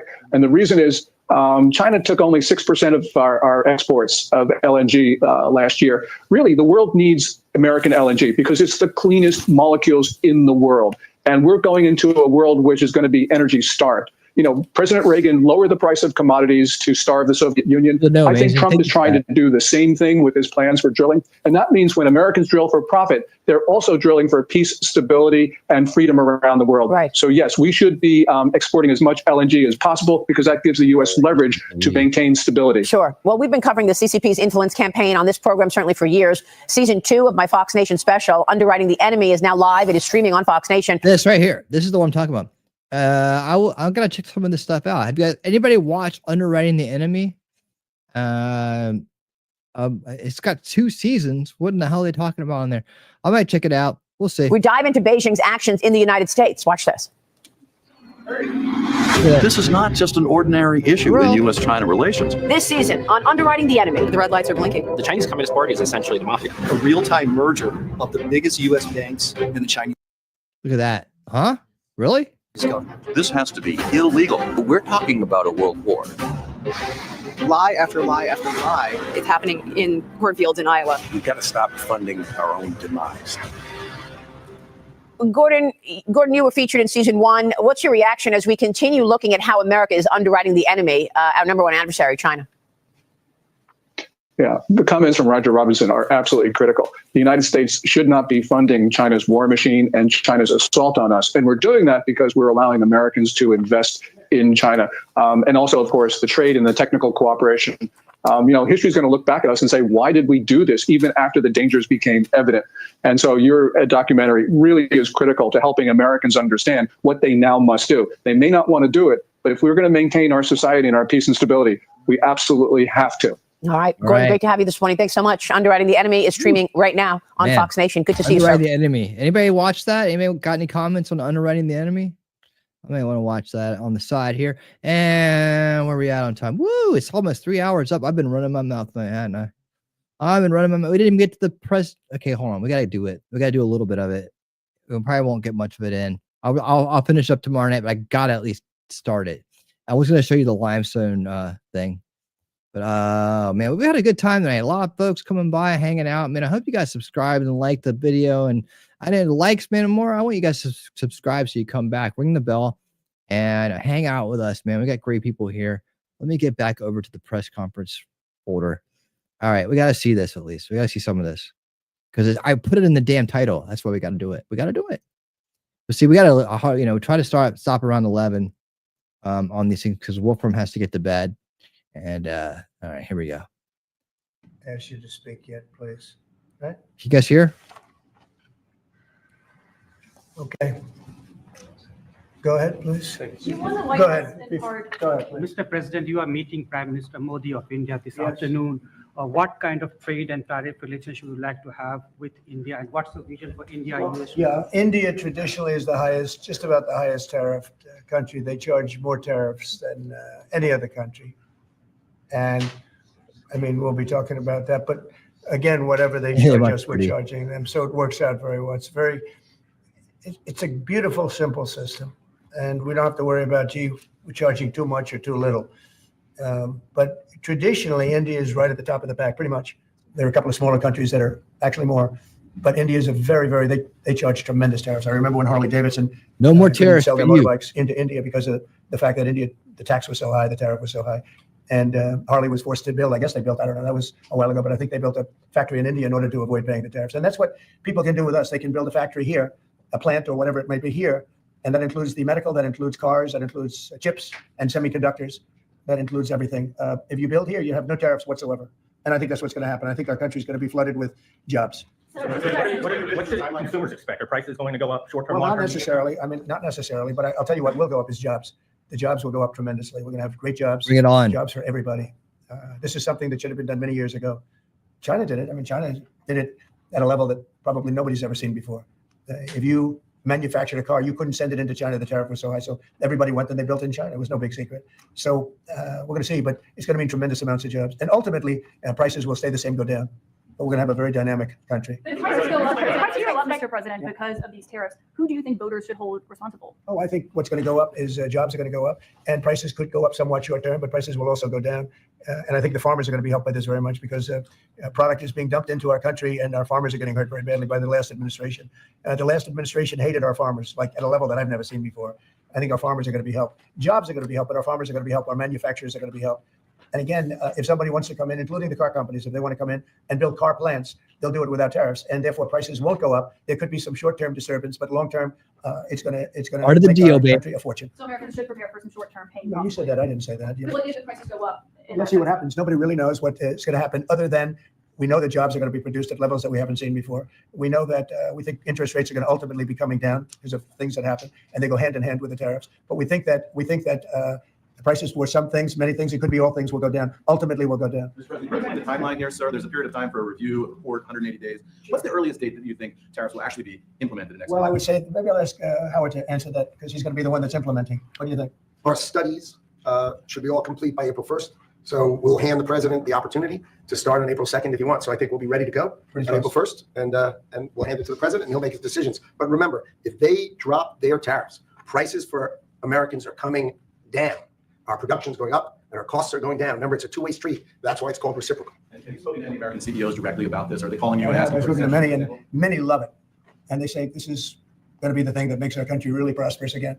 And this is going to be what pays down to $36 trillion in debt and all the other things. And this is going to be, this is an amazing day. I think this is going to be a very big day and in a very positive way for our country. Yes, please. Mr. President, you've talked about the VAT and the EU before and your concerns with how the EU treats you. Do you have a number in mind on the European Union? Do you have an idea where that number is going to land? Well, what they are now is they have a 20% VAT tax, which we're considering to be similar or the same as the tariff. Plus, they charge lots of fees. And, they're doing something else. European Union's been very tough on our companies. They sued Apple, they sued Google, they sued Facebook, they sued many other companies, and they're American companies. And the kind of numbers are staggering.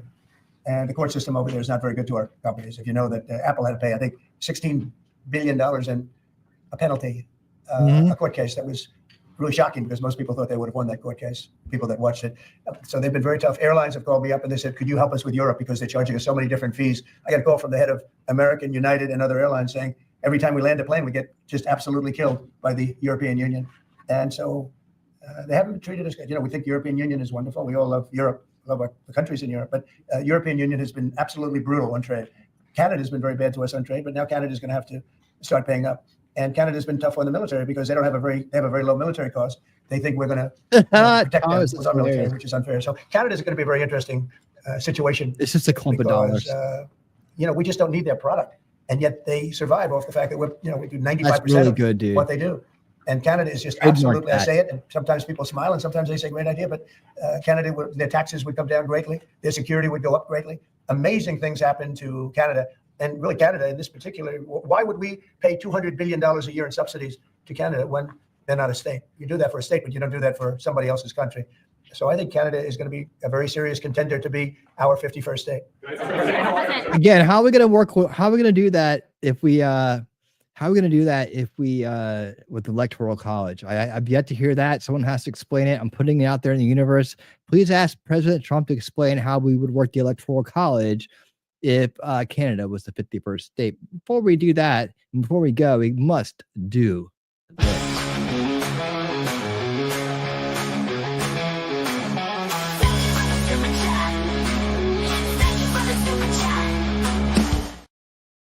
Thank you for the super chat. Talking trash and truth. $5 super chat.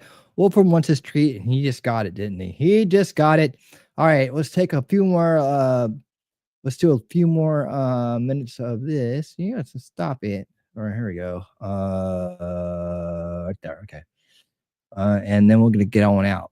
Going with Canada, there was obviously a delay in implementing those tariffs. I spoke to Governor Trudeau on numerous occasions, and we'll see what happens. But it just sets up so good for them. Look, the people would pay much less tax than they're paying right now. They'd have perfect military protection. They don't have any military protection because they essentially Lex, what's up? And you take a look at what's going on out there. You have Russian ships, you have Chinese ships, you have Chinese ships, you have a lot of ships out there, and people are in danger. This is a different world today. It's a different world. They need our protection. Yes. You mentioned Elon Musk and the efforts that he's undertaking with your Yeah. authority. You granted him new authority this week. Will he secure any new government contracts while Big he is state. working on Doge? No, not if there's a conflict. If there's no conflict, I guess what difference does it make? But we won't let him do anything having to do with the Are conflict. you personally checking to make sure there's no conflicts of Yeah, interest? I am. He answers to you. Sure, he does. First of all, he wouldn't do it, and second of all, we're not going to let him do anything where there's a conflict of interest. Mr. Sefai, your negotiations with the EU are there's discussions ongoing already. How quickly do you expect that you'll hear back from them about any of these I other can't measures? tell you. Yeah. The EU has been very nasty. It's just been, they haven't treated us properly. Look, we were great to them on NATO. Essentially, it's a similar group of countries. When I came in, my first term, I raised their fees. I mean, they were not paying. We were paying for, in my opinion, almost all of NATO. And now, I had the bad moment with the press where the press said, well, does this mean you won't protect them? And I said, I won't protect them if they're not paying. But because I said that, protection you got to Secretary pay. General, as you know, said it was the greatest thing he's ever seen because the money came pouring in. But they don't treat us right on trade. They don't treat us right on the military. So did if the you look at Ukraine, sunshine. we're in for probably $200 billion more than Europe. Why are we in for more than Europe? We're in for more than Europe. I mean, think of it, or NATO. I mean, let's call it NATO because Canada's in. By the way, Canada is just about the lowest payer. Also, they shouldn't be. They are just about the lowest payer in NATO, in addition to everything else. Yeah, so stop. Canada's really been taken advantage of. Stop it, Canada. If they had to pay just something know you guys modestly can do fair, that. they wouldn't be able to succeed as a country. Jacob? And that's why I feel they have to become a state. Yes, ma'am. Mr. President, is it your expectation that partners will offer major concessions and that you actually don't end up applying those tariffs? No, I think that a lot of them will stay the same, and whatever they pay, I'll pay. I mean, we'll have a lot of them stay the same. I think some. Look, I heard as an example, EU lowered their tax on cars down to the exact same amount that they were much higher. They were approximately 5 times higher, and they lowered them down to the exact tax that we're charging. That took place like yesterday or the day before. Is that a correct statement? I think so. Yeah. Do you expect any exemptions or waivers? I don't expect that. No, this is a simple system, and there wouldn't be any. And in the case of Apple, I gave them a waiver exemption in my first term because Samsung was in South Korea, and Samsung didn't have to pay the tax because it was a tax on China, and Apple makes a lot of their product in China. So I did Samsung. because it wouldn't have been fair. But now this applies to everybody across the board. This is a much simpler way of doing it, much better way. You had that major call yesterday with President Putin of Yeah. Russia. President Zelensky responded today, basically saying any agreements they won't accept unless they're made with Ukraine. Will Ukraine have a seat at that table for those Of negotiations? course they would. I mean, they're part of it. We would have Ukraine, we would have Russia, and we'll have other people involved too. A lot of people, a lot of forks in this game. I'll tell you what, this is a very interesting situation, but the Ukraine war has to end. The young people are being killed at levels that nobody's seen since World War II. And it's a ridiculous war, and it has to end. We had a good talk with President Putin. I had a good talk with President Zelensky, very good talk. And somebody said, oh, I should have called Zelensky first. I don't think so. I mean, we have to find out whether or not Russia wants to make a deal. I know that Zelensky wants to make a deal because he told me that, but I now know that Russia wants to make a deal. Did you ask Secretary Hegseth to walk back? He knows how to make. He's broke the art of the deal. Why are you questioning the man? No, I didn't. Somebody told me to, but I thought his comments were good yesterday, and they're probably good today. They're a little bit softer, perhaps, but I thought his comments yesterday were pretty Samsung. I don't see any way that You see them down at the a club. country in Russia's position could allow them, just in their position, could allow them to join NATO. I don't see that happening. And long before President Putin, Russia was very strong on the fact that I believe that's the reason the war started, because Biden went out and said that they could join NATO, and he shouldn't have said that. As soon as he said that, I said, you know what? You're going to have a war now, and I was right about that. This is a war that would have never happened if I were president. Nope. It wouldn't have I think happened. Biden is incompetent, and I think when he said that Competent. they could join He NATO, I has thought been. that was a very Worst stupid thing to president we say. ever had. I thought when he said, well, it depends if it's a minor incursion. In other words, it's okay He if didn't know Russia does a shit. minor incursion. All he knows I how to thought do is that was take a a bribe very foolish thing to say. scam people, launder money. He's, The other thing that he's, got it started he's was an how open badly laundromat. Milley and these Biden's laundromat. stupid people, bad generals, how badly they did with Afghanistan. I was going to pull out, but we were pulling out with dignity and strength, and we were going to take our equipment with us and everything else. They are, I mean, what they're doing is what they did with that. I think Putin looked at that mess and he said, wow, this is a great time. I'm going to go in. But what the Americans said, I'm not blaming Americans, but I will say what they said had a big influence on his deciding to go in. Yeah. When Elon Musk met with Prime Minister Modi earlier today, did he do so as an American CEO or did he do so as a representative of the U.S. Government? Are you talking about me? No, Elon Musk. Elon, I don't know. They met. And I assume he wants to do business in India, but India is a very hard place to do business in because of. Okay. Right there. We're going to leave it right there. I think we got the gist of that. And it is time to get on out and get on to getting. So there we have it. Guys, thank you so much for being here tonight. Whoa, holy cow, I got green in here. Maybe I just better put that back on the screen. There we go. Got green really fast. Okay. It said cameraman lighting. When you're on top of your screens like I am, like the lighting gets so freaking weird. You got to be careful about everything. All right. So, guys, please, if you've been enjoying the content tonight, you're out there lurking or whatever you're doing, please subscribe, hit the thumbs up, and ring the bell. Especially important that you ring that bell because that way you get the notified when we go live and you get to be part of this awesome crowd. And we have a great time here. We have awesome people here, and people are just starting to figure it out, and they're starting to show up. So you could be part of the early wave of awesome winners that come hang out here and win reality together, man. That's what we do. The winning reality is just an idea. It's a great idea. It's one you should subscribe to right away, right immediately. But I am just a servant. I just go where the circle takes me. That's what I do. I'm just here to serve the idea called winning reality. I'm just one reel, and that's what I do. Please do that and come back and hang out and participate, get in the chat. And even if you don't know that, we feel you here with us, right? We see you here with us, and we really do appreciate it. All the love and support that I really do appreciate it. All the love and support that everybody gives. And guys, I will be back tomorrow at 7:45 Eastern. That's why the Friday start time is a little bit later. And we'll wrap up this week with some more stuff. We got coming up tomorrow night. I'll try to find a better clip of Lee Zeldin that doesn't take a crap every time we try to play it. I got some more stuff on X to go over with you. I got let's see. I got the Pete Hegseth, the NATO quick little speech he made there, really good. About an equal time Elon speech to the World Governments Summit, World Governments with an S Summit, and what he's telling them how it's going to be. So more of that and more. And I'll have some. I'll show you that limestone vault. Evidently, where people who get retired or fired. I don't know. There's some kind of files down there that seem to be important. I don't know why, but we'll figure that out. I'll have more for you as well. Going down the rabbit hole. Many more things and much more breaking top news and updates. Guys, thank you so much for being here this evening. I do appreciate each and every one of you. We are going to go see Gary Franchi of Next News Network right now on Rumble and on YouTube. So stay tuned. Make sure you tell him that his friend Winning said hello. He is a good friend of the channel. So make sure that you say hello to Gary Franchi and tell people in the chat to come over here and hang out with us sometime, man. We love to see them. Me and Gary aren't always streaming at the same time. Sometimes we stream at different times, but I love to send the crowd over there when I can. Gary was nice enough to come on the show and do an interview with us. And I hope to have more interviews for you guys in the future with really awesome people like him and others. Very interesting folks. We'll try to get there. But anyways, I just want to say thank you again so much for being here this evening. I will see you guys so soon. And until that time, remember to stay based and keep on winning. If you've lost faith in humanity, clap your hands. If you've lost faith in humanity, and this is your villain origin story, if you've lost faith in humanity, clap your hands.